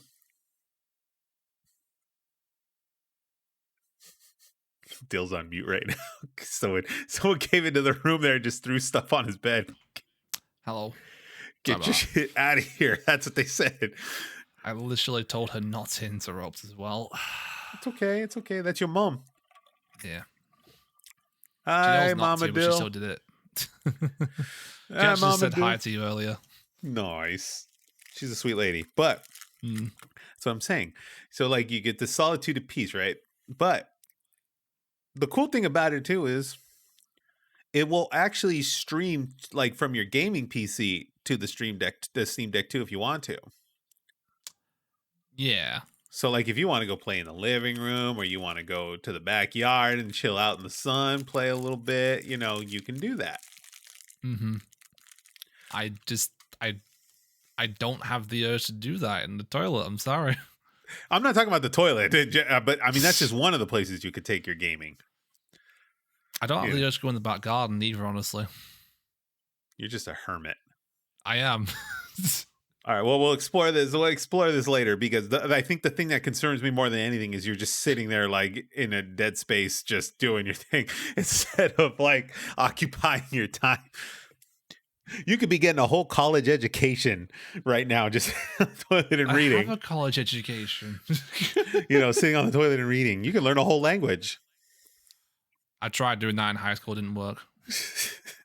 Okay, well, anyway, I would play Metroid, but yeah. Oh God, I forgot about Star Wars. Now let me get that on the wish list. Damn, pals. Star Wars, get it on the wish list. Star Wars, like Resident Evil 4 remake. You can probably get Battle Network on there if you wanted to as well. Oh my God, dude, Pal's credit card's gonna be hurting. Why Pal's credit card? Huh? That's the perks of dating me. What, you use your partner's credit card? Yeah, add to your wish list. I'm pretty sure Pal's probably going to object to that. Oh, Dill, you have so much to learn. Star Wars Battle Network. I'm sorry, Mega Man Battle Network. Star Wars Battle Network. That should be a thing too. Oh God, they're charging $60 for this. Mm-hmm. God damn it. Yeah. Add to wish list. All right, we got all that in there. Okay.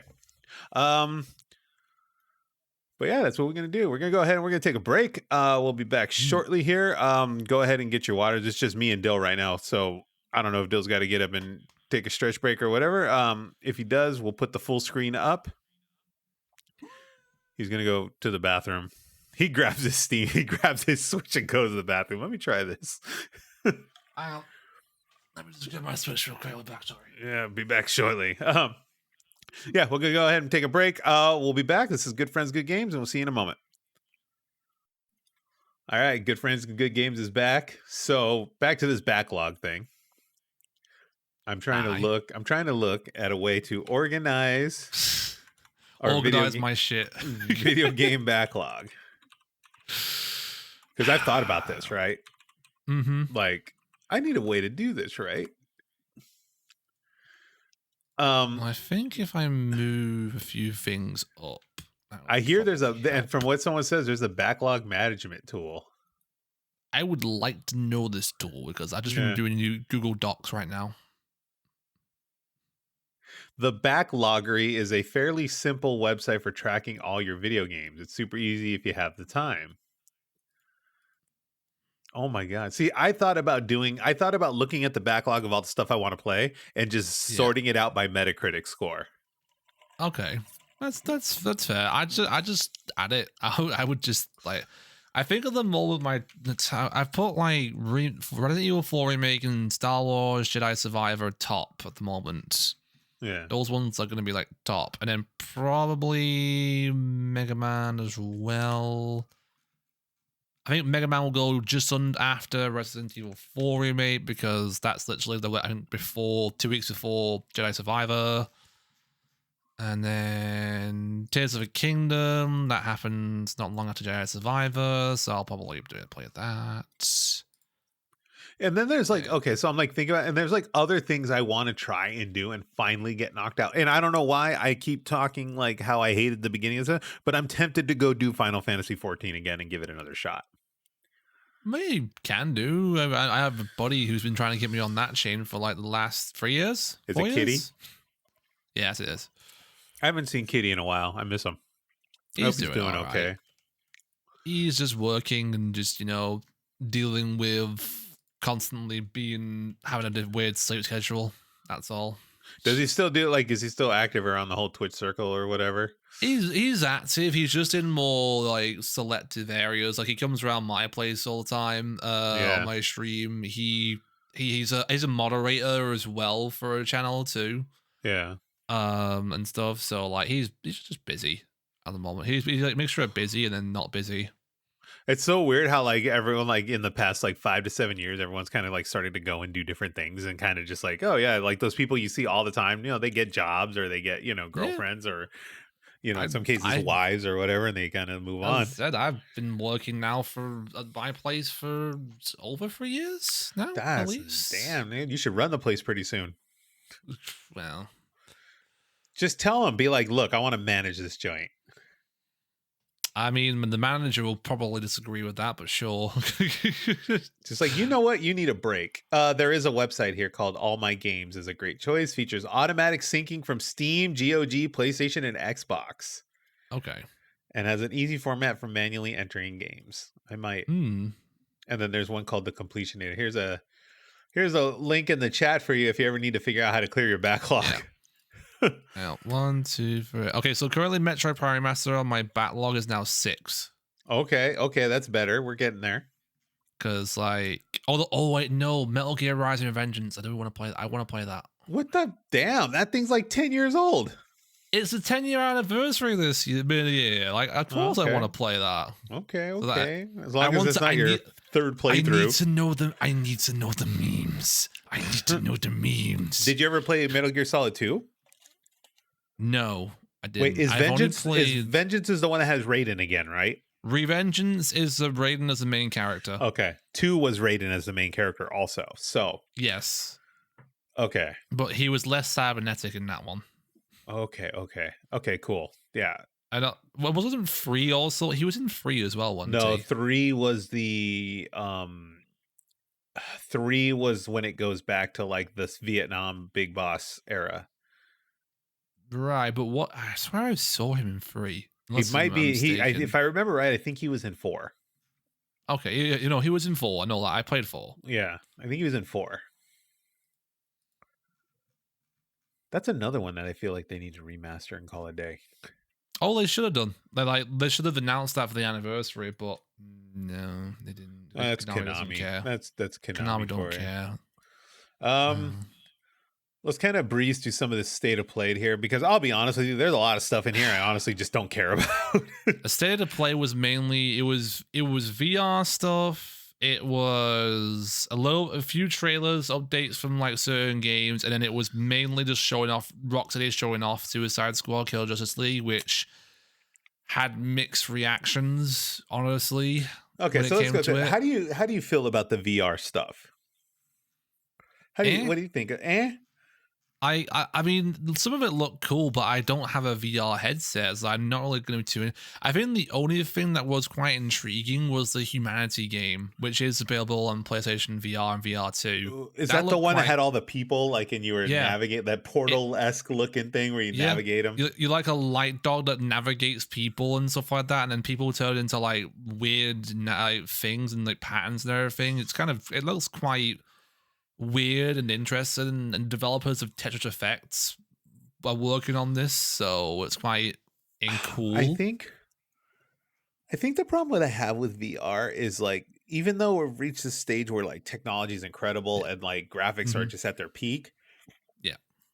the VR stuff still looks like generic looking. And This is the problem. Like, I think like with PlayStation in particular, they're still quite behind on the VR stuff. Whereas like a lot of VR, a good quality VR stuff is coming from the PC.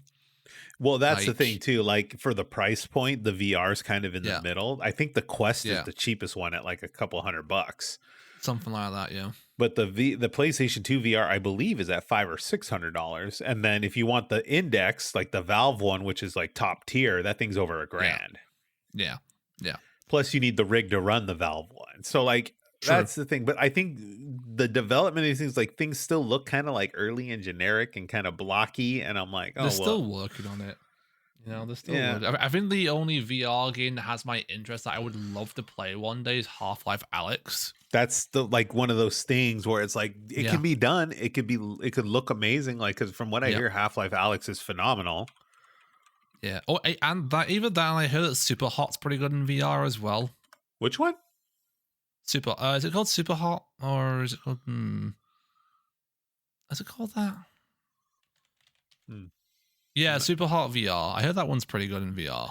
I think the other thing that just bummed me out too is like, why can't I, if I can get it in VR, why can't Valve just give me a version of Alex I can play without the Give it VR to headset? us, Valve. Give it to Yeah. us, Valve. Give us Half-Life 3 as well. Everyone's been asking for it. Because this thing looks great. For VR, this looks great. Yeah, yeah. You know, Are you, and are you excited, Eric, about Naruto and Boruto being on the PlayStation as well? that's the VR thing too, Anime. right? No, it's not VR. It's just a new anime game. That's Oh. it. I keep seeing the One Piece Odyssey one in my feed. Can we get much higher? Was that game even good as well? I don't even know. It kind of It just got came out fairly in decent January. reviews. It got fairly Yeah. decent praise. It sold really, really well because obviously it's One Piece, so people are over it. Yeah. Okay, let me go over. So let's go over some of the stuff we actually are interested in. I mean, there's tons of this stuff, but let's see. I don't know why, but I'm getting the itch for Street Fighter 6. Now that I'm seeing the characters and stuff, I'm like, I wonder why you're getting this for Street Fighter 6. It's going to be a particular character that was showing off that everyone's kind of losing their mind over. I mean, if you're talking about Cammy or whatever, no, it's not Cammy, but Zangief looks like a badass. Zangief does look pretty good too. I won't gonna lie. Yeah. I mean, Yeah. why don't you just admit that you just want to play as Cammy? I will admit when I watched the trailer, I was like, oh, she's pretty badass, and she did that pose, and then my neurons activated. I'm like, I'm sure they did. oh, Jesus Christ! I feel like everyone's neurons activated. Look, let's be real when here. that Okay, pose happened. let's be real here. Ever since like 96, 95, 96, Yeah. whenever Cammy was in it, Cammy was always a looker. Okay, so Well, this is the thing. In this game, she has a completely new outfit as well because she was always in the green spandex and the leotard and everything, but now she's got like a full-on like tights, like, and she's got the top, the jacket, the new jacket. She's actually clothed. Yeah, she's actually clothed, and it still works. You're like, wow. Yeah. No, it looks good. Like Street Fighter 6 really looks look good. You can tell they put the work into it for this one. It looks great. I'm seriously, I'm like, I might consider getting it. I'm not super into fighting games, but it definitely looks great. When is this release date? June 2nd. June? Okay, so Yeah, Street June. Fighter 6 is June 2nd. June 2nd, I'm tempted to run over, go buy myself a fight stick and just hammer this out because this looks really fucking good. It looks really damn good. It does. This one came out, Baldur's Gate 3, which that's an old game that apparently is. Baldur's Gate 3 has been in early access for a while. It's basically the full release of the game. Like, it's getting fully released. You know, that's all that is. Yeah, I mean, I don't know. I've never played any of those, but okay. Here's the other thing. Next to Final Fantasy 14, here's another one I keep thinking I'm gonna never touch again, and then they kind of sucks me back in. The Destiny 2 Lightfall stuff looks great, but yeah. Did you do a lot of Destiny 2? I did. I've kind of not gone back into it though since. Oh god, What was the last DLC I played with Destiny 2? Was it the Witch Queen or was it? No, before the Witch King. Beyond Light. That was the last Okay. time I played Destiny 2, Beyond Light, and I just kind of stopped after that.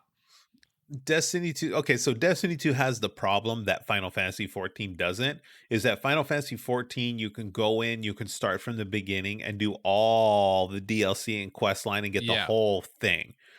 Yeah. It'll take you over 200 hours, but it can be done, right? Yeah. Destiny's problem is they've kind of eliminated all that early lore and vaulted it, and you can't play the original, so you don't even know like what to do when you drop in the game. True. Like, you don't know It's the lore, like, you don't know what you're fighting for, you don't know what no. the whole point of everything is, and like, I want to go and do Destiny 2 again with a whole brand new different character and a whole new run and start it from scratch and do all the DLCs and everything, but I can't. No. Or It's not like now, Bungie impossible. won't let me. Yeah, Destiny, I'm just gonna probably leave alone, honestly. Like, I mean, I've had my time with it. I played a lot of it. I enjoy myself with it. I'm just like, I don't feel the urge to return to it, even though it does look like they're doing some pretty interesting content. I'm just like, I'm not too bothered. It's like almost like, let's reset it and start over. I think that's fair. Like, reset it and let's start over and like do a Fortnite, completely redo the whole thing from They scratch. did that and it worked. Yeah, it did. They did that whole thing and it worked. I feel like that's what they might be leading up to as well, with where the story possibly could be going. They might be doing like a full reset, and that's when Destiny 3 gets announced.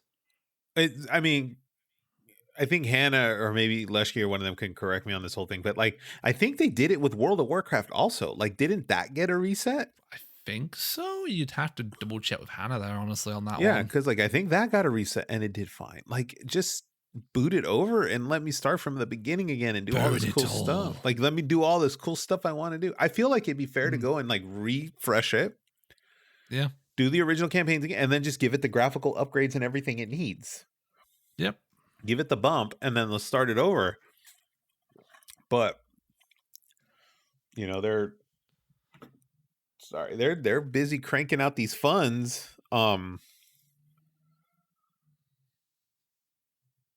They're still cranking out these games and making all this money, and I mean, good to them. Yeah. Let's see. Oh, here we go. The humanity one. Yeah, the humanity thing. I know you seem to. It looks weird to me, but it looks weird. But I don't know. It reminds me of Inside a little bit. And I really enjoyed that game. Yeah, it's. Oh, Inside was so good. Is this like Inside? It feels like it has a feel of Inside meets Tetris. Oh no, don't say that. Now I'm in. Yeah. Now I'm in. PS5, PS4, and VR2. Yeah. Okay. And also there was one scene in particular that reminded me a little bit of Nier Automata as well. Oh, I haven't played that one. That's on my that's in my backlog thing too. I never touched that one. I've seen footage to know that it kind of reminded me of that. Here's the Naruto games, which Naruto, Baruto. I mean, okay, you go. Anime. You guys want? If you guys like Naruto, you have a new game to Naruto run to. Anime. You know, I had a Crunchyroll account for a bit. I just watched. I watched Jujutsu Kaisen for free on Crunchyroll. It was not great, but I watched it. I had a Crunchyroll account for a little bit. I think I was watching it, using it for Dragon Ball, or maybe it was the other one. Whatever one company has Dragon Ball, that's the one I was paying for. I think it is Crunchyroll. Okay. I want to say it is, but Crunchyroll owns everything on anime wise now. So. All right, here we go. And then, of course, we got the Resident Evil 4 trailer. We were talking about this early. That was so good. They need to they're going to do all these games. I want the first one redone. Really? Like the actual, because they redid it like ages ago. They redid it like GameCube era, didn't they? 2002. I think that's when they remade it. Right. They redid it in the GameCube era, but that put it on par with the Resident Evil 4 in terms of graphical graphical fidelity. About 17 years to remake 2. Bill, that 2's the best one out of the whole thing. I agree. 2's the best game out of all the Resident Evils And the But you can honest, tell with 4 that they've learned the mistake from 3, and they're actually putting a lot of effort into 4 from the looks of it. well, 4 is also highly, highly praised. So they can't fuck it up. Otherwise, they're Right. going to really get penalized by the community. You're going to talk to a lot of people, and they're going to argue either 2 or 4 is the best one in the whole thing. I mean, I'm hoping that 4 is the best. 2 is still my favorite one out of all the 2 remakes is so phenomenal. far. That was actually my game of the year when that remake came Same. out. That was fucking I'm phenomenal. for 2019. It was great. But I want all of them. I want the first one redone in the RE engine. I think they could do, after they do 4 remake, I think they could do with exploring some of the side games more. It'd be kind of cool they remake Code Veronica. That's another one that people want a lot too, I hear. That was the Dreamcast one, right? Yeah. That was the Dreamcast. So Code Veronica is set after Resident Evil 2 and is said to be the actual true sequel to Resident Evil 2 compared to Resident Evil 3. Because Resident Evil 3 was set in the same area, the same kind of time zone as Resident Evil 2. So it was more like, it wasn't really a sequel.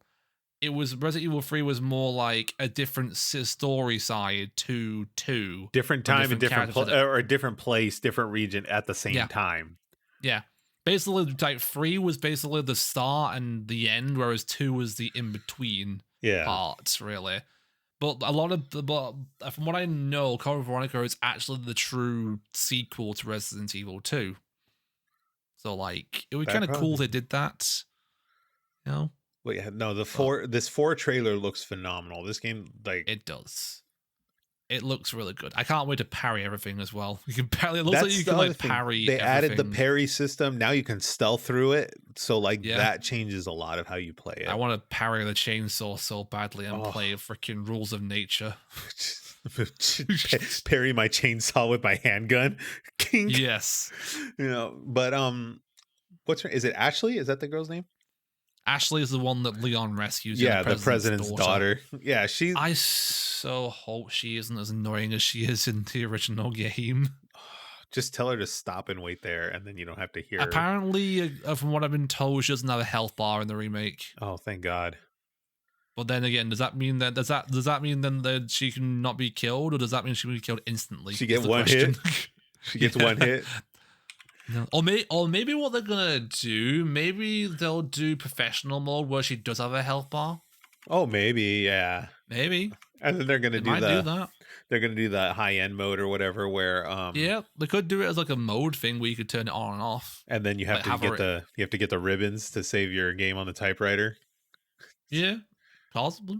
Yeah, that's similar to the original. That'd be interesting. I mean, I did that for 2 remake, and that was pretty fun. Yeah, dude, I'm buying. I've already got some money in the Steam bank for this thing. I'm ready. As I said, I've already got it. Technically, I have the code for it. I have the code ready for it, so I just need to wait for it to get approved, and then I can just download it. Oh, I'm ready. Same. I'm ready. Yeah, it looks fantastic. What else came out in this list here? Oh god, I lost the list. Oh, here we go. The big one I think was Suicide Squad. Dude, it looks. Go ahead. I'm not that impressed. So, I think I'm still going to get it, but I'm not going to pre-order it. I'm going to be a little bit more cautious with this one because I think the problem is that they announced that, like, they didn't announce this on the stream, by the way. This was announced after the stream happened, that they said that, yes, it's going to be a live service game, single player or multiplayer. And that really gave me the heebie-jeebies, because, like, the last game that I played that did the same thing and was a similar type of game was Marvel's Avengers. Oh, no. Yeah. And that burned me hard, like, and that game is now dying this year as well, by the way, because they have confirmed that the last bit of content for that game is coming out this month, and then I think the Killing Leaves of the live service of the game will support for the game in September. I could still buy it and play it, right? Like, not that I'd want to, but you could still buy it and play it. You can still buy it and play it. It just, I don't think it'll be online. I don't know. Yeah. And then moving on, but yeah, this is why I'm getting. The only thing that's like keeping me in the loop is that Rocksteady is making it, and Rocksteady are very good at making games, specifically like DC games. Though the Arkham series is still like one of my favorite series of all time, which I still hold pretty highly in terms of gaming. So that's the only thing that I trust is Rocksteady here at this point, Right. because like Which obviously Rocksteady is known for making the Arkham games, which is probably one of the best trilogies of video games ever made. it is, yes, But I think the problem we're going to run into here is that they're going to run, like, Rocksteady is even fallen victim to this whole like live service yeah, game model that's going to, I yeah. think, hinder. It's left a bitter taste in a lot of people's mouths when they realize that. And another thing to critique it as well is that the characters all have like similar weapons and everything like that, because the gear system is like you can select from the gear of like weapons and guns and stuff. And a lot of people are thinking, well, Captain Boomerang uses boomerangs, why can't you just do that instead? Or like um King Shark is a literally walking giant shark tank. Like, why does he need weapons when he can just use his teeth and claws? Right. You know, Well, you can't sell them something the character already has. no, I know, and a lot of people have already pointed out that yeah, it's because like it because it's like they are people still and they can still wear weapons. I mean, I think I'm also struggling to like see a difference in their gimmicks as well. I think the only noticeable difference that I've seen is that like I think Captain Boomerang gets a speed stud gauntlet, which allows them to travel at super speed, but only for like short distances All at a right. time and everything. And I'm like, okay, cool. And then Harley has this like robot that follows her around where she can like, well, not like backclaw. I don't know if it's like backclaw, but she can basically like web swing around Metropolis. I think she's going to be the one that sells this game. I think Harley Quinn is going to be the thing that Probably. sells this game Probably. because I mean I Harley just Quinn like is golden right now in terms of she marketing. is. I still need to watch that new episode of the Harley Quinn TV show and the new series. Actually, I've not even seen that yet. They're also doing a new comic run of her too. So if you're into Oh, like that's cool. comic books, yeah, you can get into Harley Quinn right now. But Yeah, I yeah. don't know, man. I hope I'll let you take the bullet on this one. As I said, I'm not gonna pre-order it. I'm probably just gonna purchase it when it comes out, and See what then I'll happens. see how things go. I just hope it's not gonna be like Marvel's Avengers, and I'm gonna regret this. That's my only like worry. I've been burned once. I don't want to be burned twice. If I get burned twice, I'm like done. Everyone was You know, so hyped on that Avengers thing when it came out, and then when they I saw the trailer, remember. and they're like, "That doesn't look like Robert Downey Jr. This game sucks." Well, that's the thing. They weren't trying to be Robert Downey. They were just trying to like make their own character models, but they didn't look great, honestly, either. The problem with that whole game, I think, was they were trying to do their own character models, but they were trying to have some kind of semblance to the MCU people, like the MCU characters, and it didn't Yeah. work. No. It's like, oh, these are our characters, but we're gonna kind of make it look like Chris Yeah. Hemsworth and kind of make it look like Chris Evans, but it ain't gonna work. Plus, And also the combat wasn't like much different between each yeah, character as well. That wasn't, at least the combat looked pretty interesting yeah, in Suicide Squad, but like, I don't know. we'll see. We'll I'm see just what happens. Sony State of Play. yeah. Um, Sony State of Play. we'll see what happens. I don't know, man. I wasn't that impressed, except for Resident Evil 4 and Street Fighter 6 actually impressed me. So we'll see. We'll see. I'm getting much more selective about the money I spend on games now. I don't really just I go don't and blame buy you. everything anymore. I don't blame you, same. I mean, I think the only thing that I can think of that I want to pre-order at the moment is the DLC content for the Pokemon games. You're getting suckered there, buddy. They're cashing in on you. I'm just I saying. know. I pull Belt Wallet Bank. They're cashing in on you. I'll just say. Okay. That is the Sony State of Play. We had a Yep. couple little bits of news that came out here. Square Enix's president is stepping down after 10 years. I'm not going to pronounce this correctly, so pardon me. Yosuke Masuda Mm-hmm. is stepping down after 10 years of president. Final Fantasy publisher will be led by Takahashi Kiryu, who will take over later this year. So this is Okay. the dude, Yoshoki Masuda was the dude that was all high and mighty on the NFT, Oh my god, yeah. Fucking the hell. NFT approach to the Which approach I to think games. that I'm pretty sure they're still trying to make work, but like it's that ship has sailed along. That ship Right. has sailed. Let's see if we can get some news here. The change of leadership is intended to reshape the management team in the face of a rapidly changing business environment.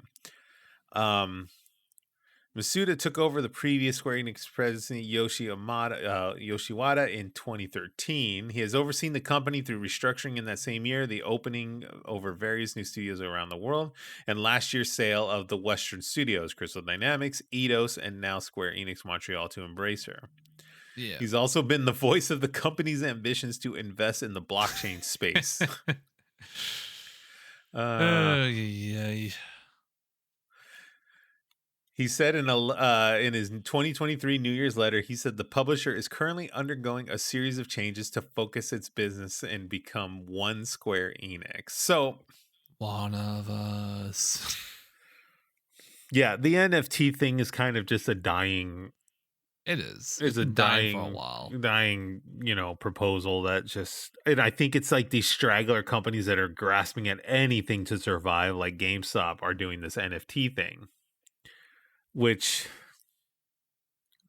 I don't know how much effect that NFT stuff had on their decision to let this guy, retire, or him retiring. Something was not right with this whole thing. And honestly, from what I'm reading on some of these other articles, they're not fully out of that space yet. No. They're not fully committed to getting out of it, but No, but it's maybe they will announce that they're just like quitting it after like he leaves. Perhaps, I don't know. They should do, because it's it's a basically just burning cash doing that. I like the verbiage here. The change in leadership is intended to reshape the management team in the face of a rapidly changing environment. Are they planning on getting rid of all the blockchain people? That tells me that this guy's blockchain ideas and stuff weren't feasible anymore in to the scale that he wanted. Because like I said, they're not fully out of it yet, but it sounds like to the scale that this guy wanted to take it, they're not done, or they weren't for it. No. Rich, yeah. So we'll see what happens. Obviously, this is just like new, so this will start. This will turn into something. We'll see what happened with Takashi here, who will take over, and we'll see what happens. I think they should just focus on their core stuff. Yeah, I agree. We shall watch with great interest. Start working on Final Fantasy 14. Keep that afloat, because that's a gold mine for them right now. I think Final Fantasy 16 is the big one from Square Enix this year. Oh yeah, dude. That comes out in June. You gonna jump on that? I don't think I will straight away. I have a buddy though who will. I know he will. So I want to do it on PC, but apparently there's always like some. So it's not coming out on PC on immediately. It's coming out on PS5 first, then we'll release on PC, I think, in about a year's time. Oh no. Yeah. Basically the Final Fantasy VII Remake treatment. Which is phenomenal. That's coming. Yeah. That's not this year though, right? What is? The second Final Fantasy VII piece? That's not this. Yeah. Rebirth, yeah. What? That comes out the end of this year on PS5. Oh my god. Yeah. I still need to play Intergrade, and I have the Crisis Core game as well. I need to play those this year. That's right, I should probably bump those up to the backlog as well. Oh my god, it is this year. Yeah, end of this year, very well. Unless they did delay it. So I do have Intermission now. I need to play that. And I also need to play the Crisis Core game that I got for Christmas as well. Oh no. Oh god, what am I gonna where am I gonna find the time to play all this stuff? Invent a time machine. Give me an ocarina and I'll just slow down time. Give me an ocarina and I'll slow down time, and then that'll help. Yeah, Final Fantasy VII Rebirth release date. It's not confirmed the release date. They just say they are planning on releasing it late 2023. Winter of 20. This is going to be a holiday game, basically. This will be a Probably, yeah. Christmas release. Okay. And then But Final yeah. Fantasy 16 is June. Mm-hmm. Well, Square Enix got some strong Final Fantasy releases this year. Oh yeah, they're good, and no blockchain. So hopefully, I got to get my Buster Sword and then put it on the blockchain. I think didn't they also close down the mobile game they released as well recently? Oh yeah, I think that went down. Yeah, they closed it because it wasn't doing well enough. So they were just like, and it had a lot of like the lore in Final Fantasy VII as well inside of it. So let's see, Final Fantasy mobile game. Oh, they've done a ton of them.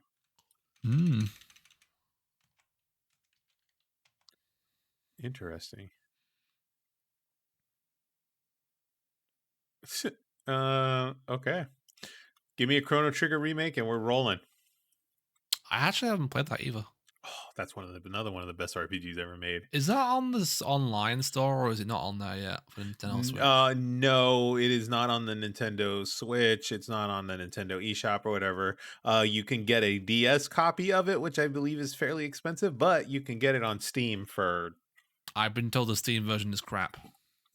It's not the best way to do it, but I do believe there is a option for the original graphics and stuff.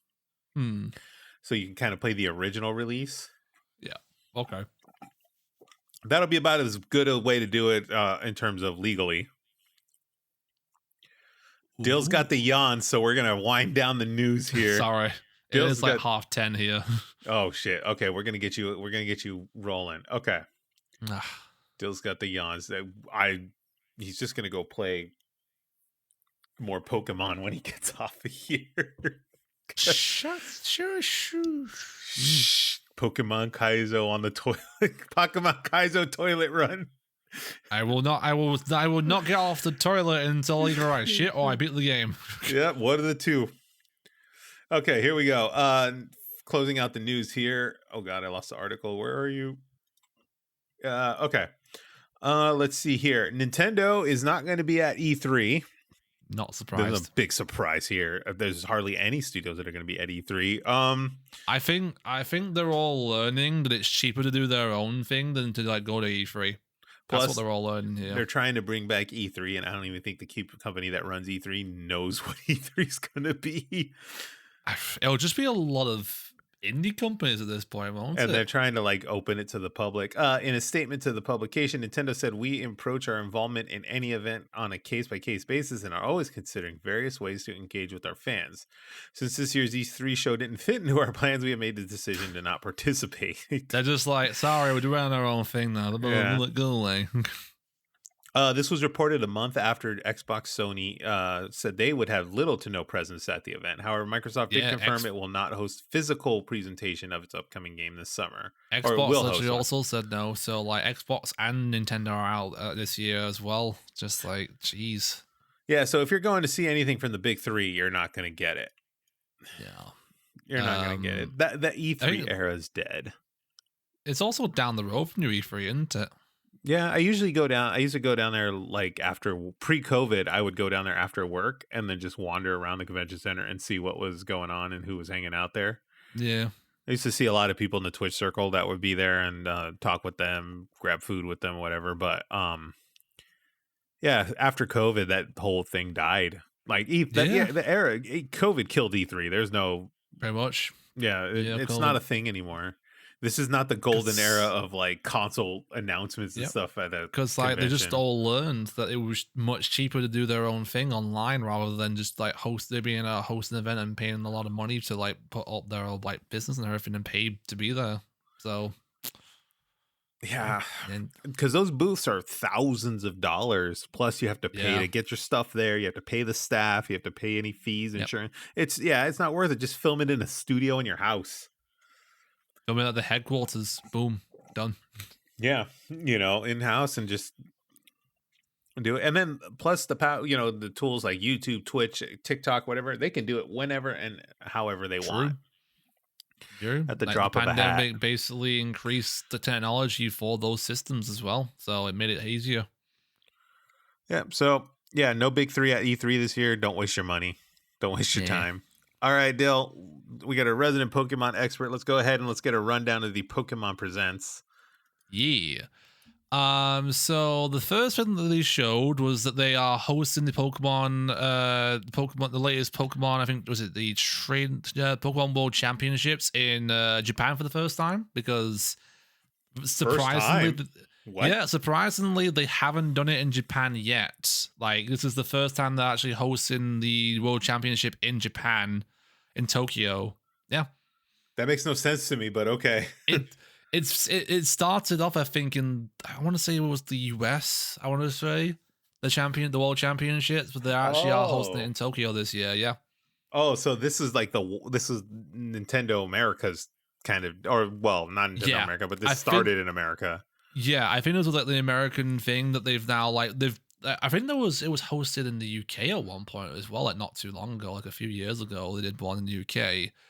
But this is going from the 11th to the 23rd of August. It'll be trading card games, Skyline via Pokemon Go, and then Pokemon to be like the Pokemon Master basically of all those like games and everything. So that's being hosted then.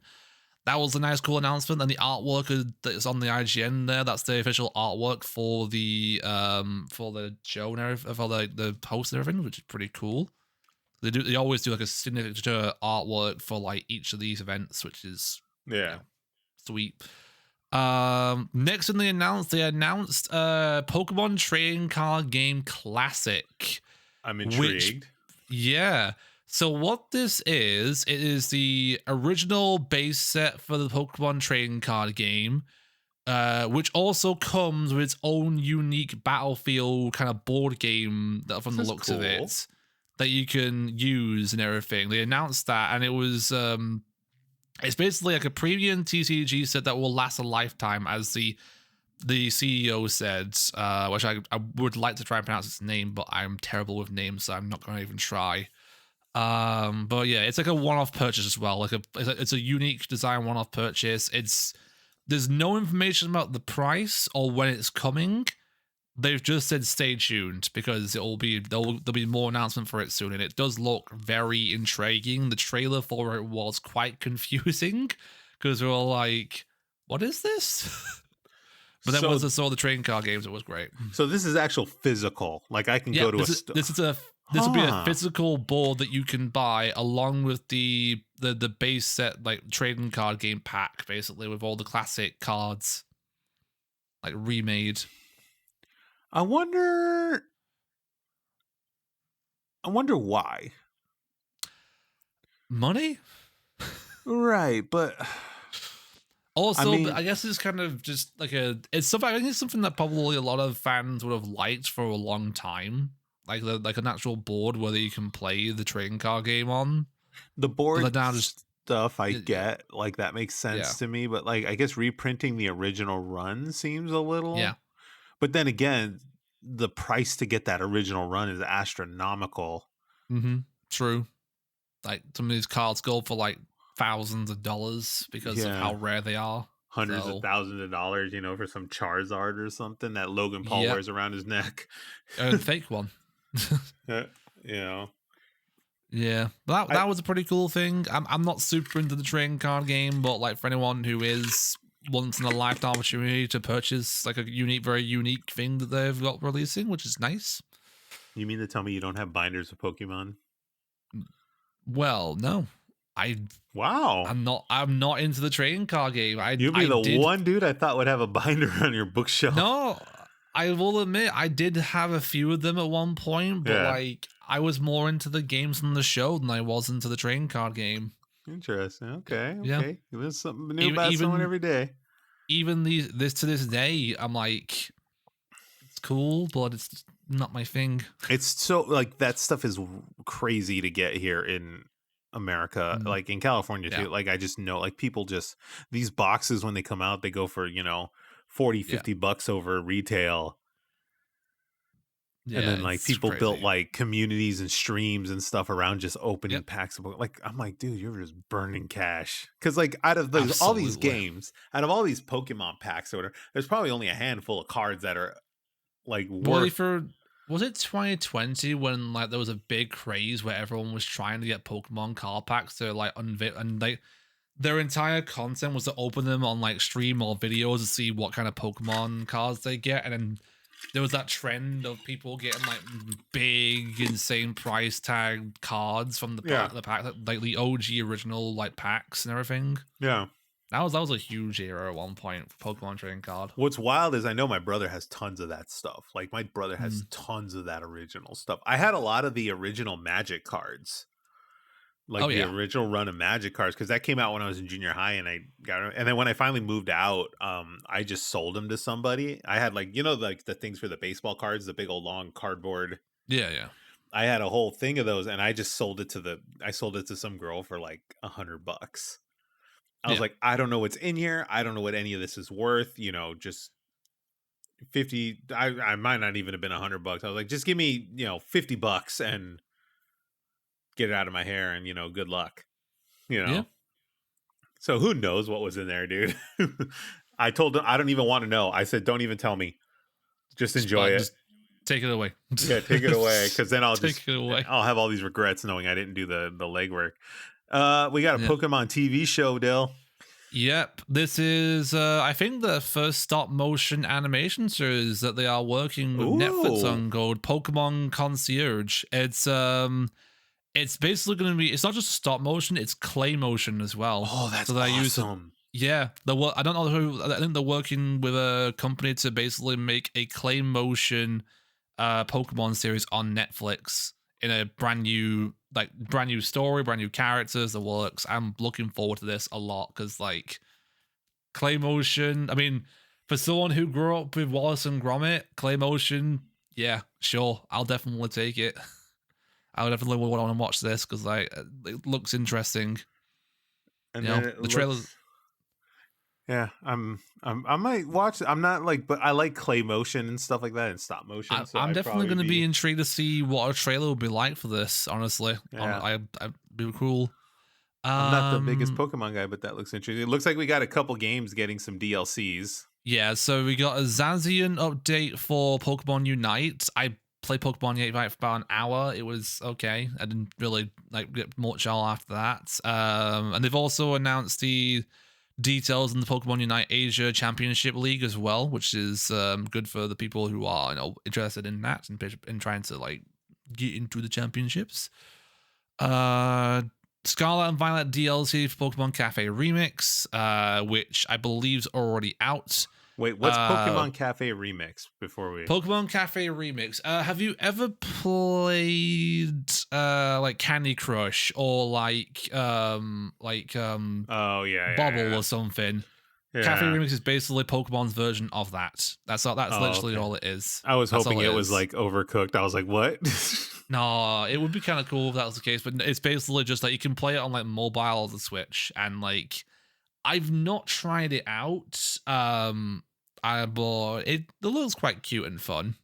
Okay. That's all I got for you there. They've confirmed 6 new trainers being added to Pokemon Masters EX, or as some people used to call it, Pokemon Master Sex. Yeah, careful. Yeah.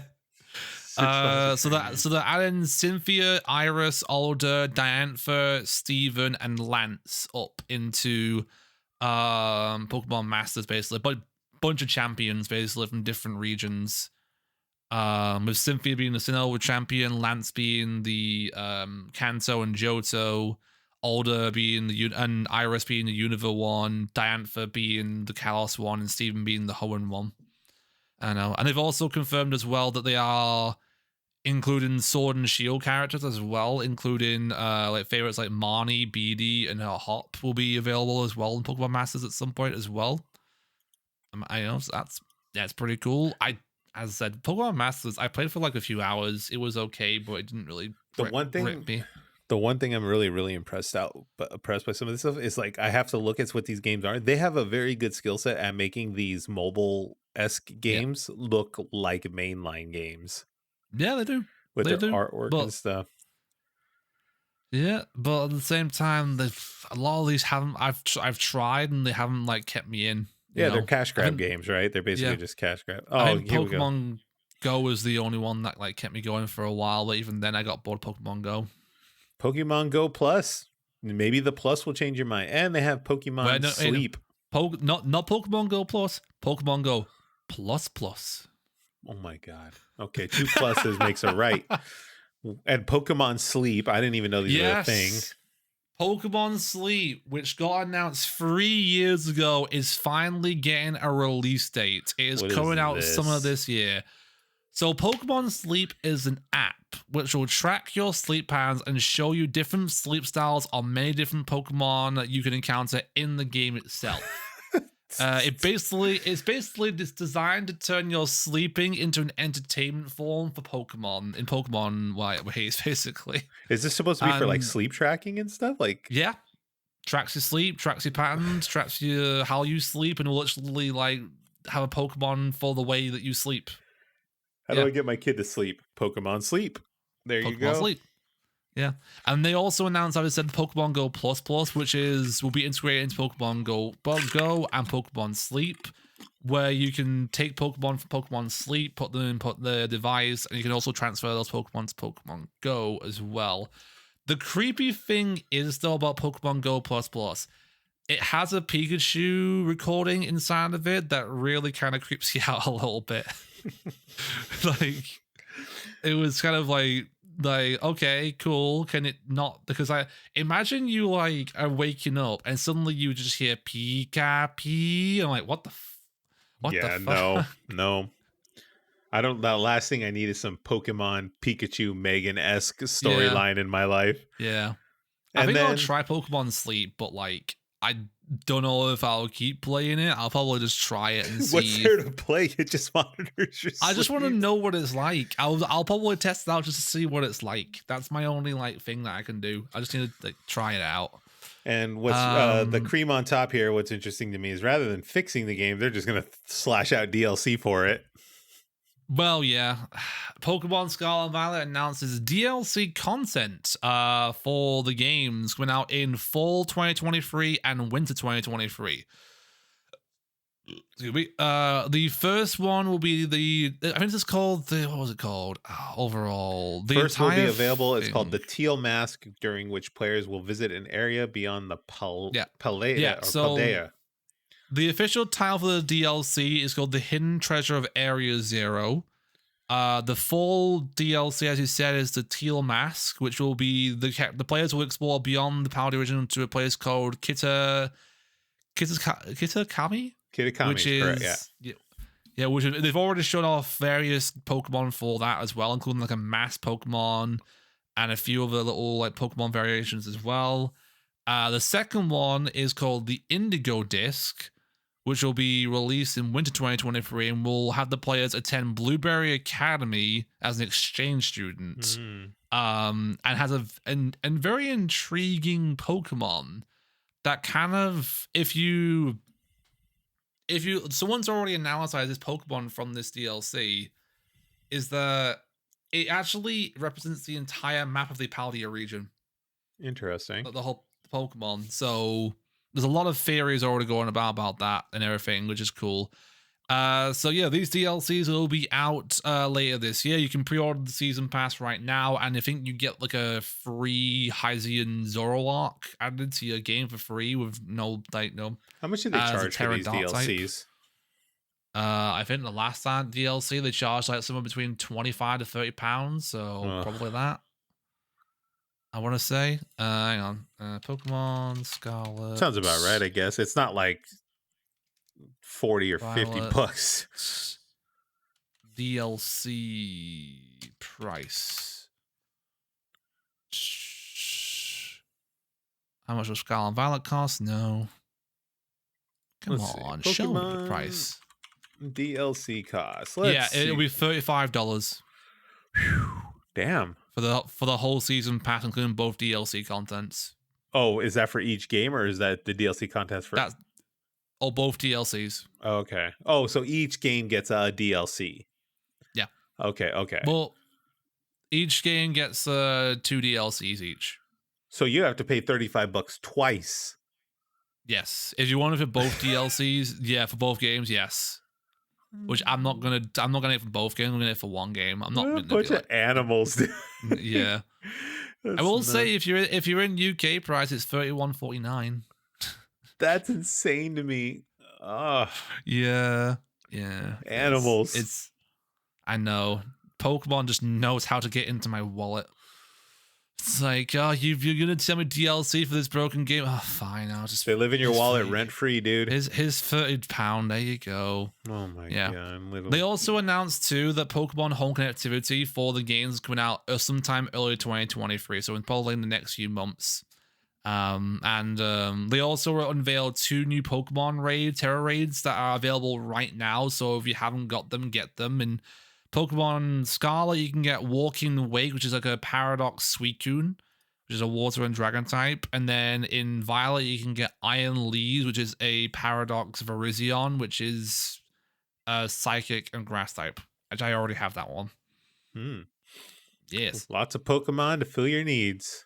And I think that's all Pokemon news, because honestly, I thought it was quite underwhelming, because all it was really was updates, announcements for like Pokemon events, new series, and mobile updates, and then DLC content. I was expecting some kind of surprise. The show was a bit of a surprise, I will say. The TV show, that was quite a nice surprise. So on the topic of DLC, on the heels too of 20 million copies sold or something like that, 20 million plus copies sold, 20 million plus copies sold. Elden Ring is getting a DLC. From Software announces the Elden Ring Shadow. Yes. Oh shit, what is it called? Oh, here we go. Elden Ring Shadow of the Erd Tree.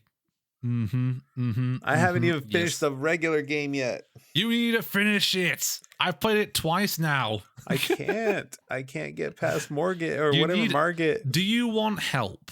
I can help you. I have honestly, 2 characters. I'm honestly thinking I'm still not ready for Margit yet. I think I'm supposed to just go around Margit and keep playing. All you have to do, Eric, is ask for help. If you want help, I am here. I have 2 characters that can kick his ass. Right, but then I look like a dweeb compared to these other people. Not a dweeb.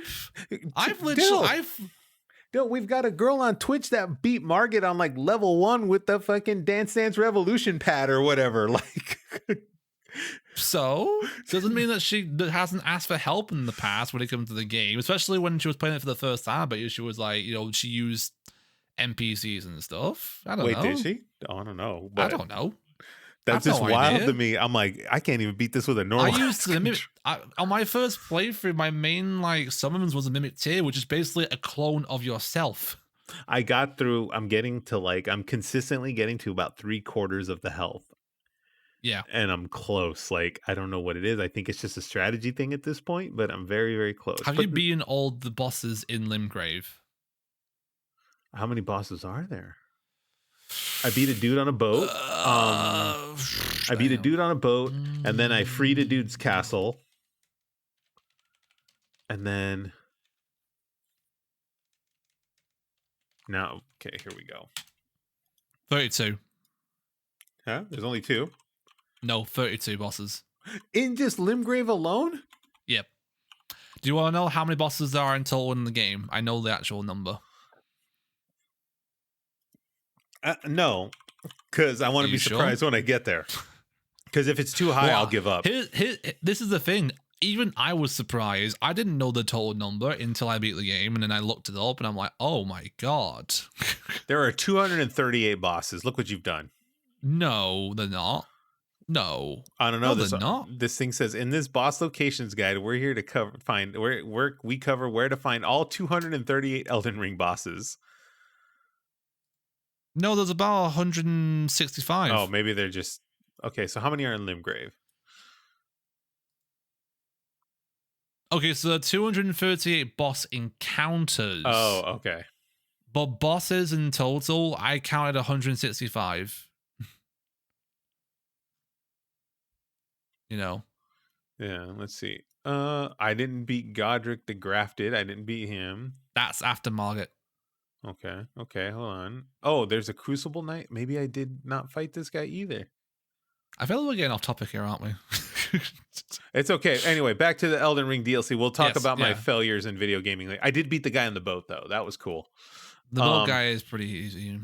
Okay, so let's go back to Yeah. the thing here. Yeah, Instead of so my fail. Elden Ring is this is a weird thing though that From Software did. They announced this 3 days after the anniversary. That makes Like sense. on a random well, for them it was nighttime, but for me it was morning. I literally woke up and saw the tweet and I was like, huh? They just dropped this on a random Tuesday morning for me, which was like evening for them. It was like, okay, I'll take it. And as you can what? Let me see here. I'm trying to find like short synopsis here. Yeah.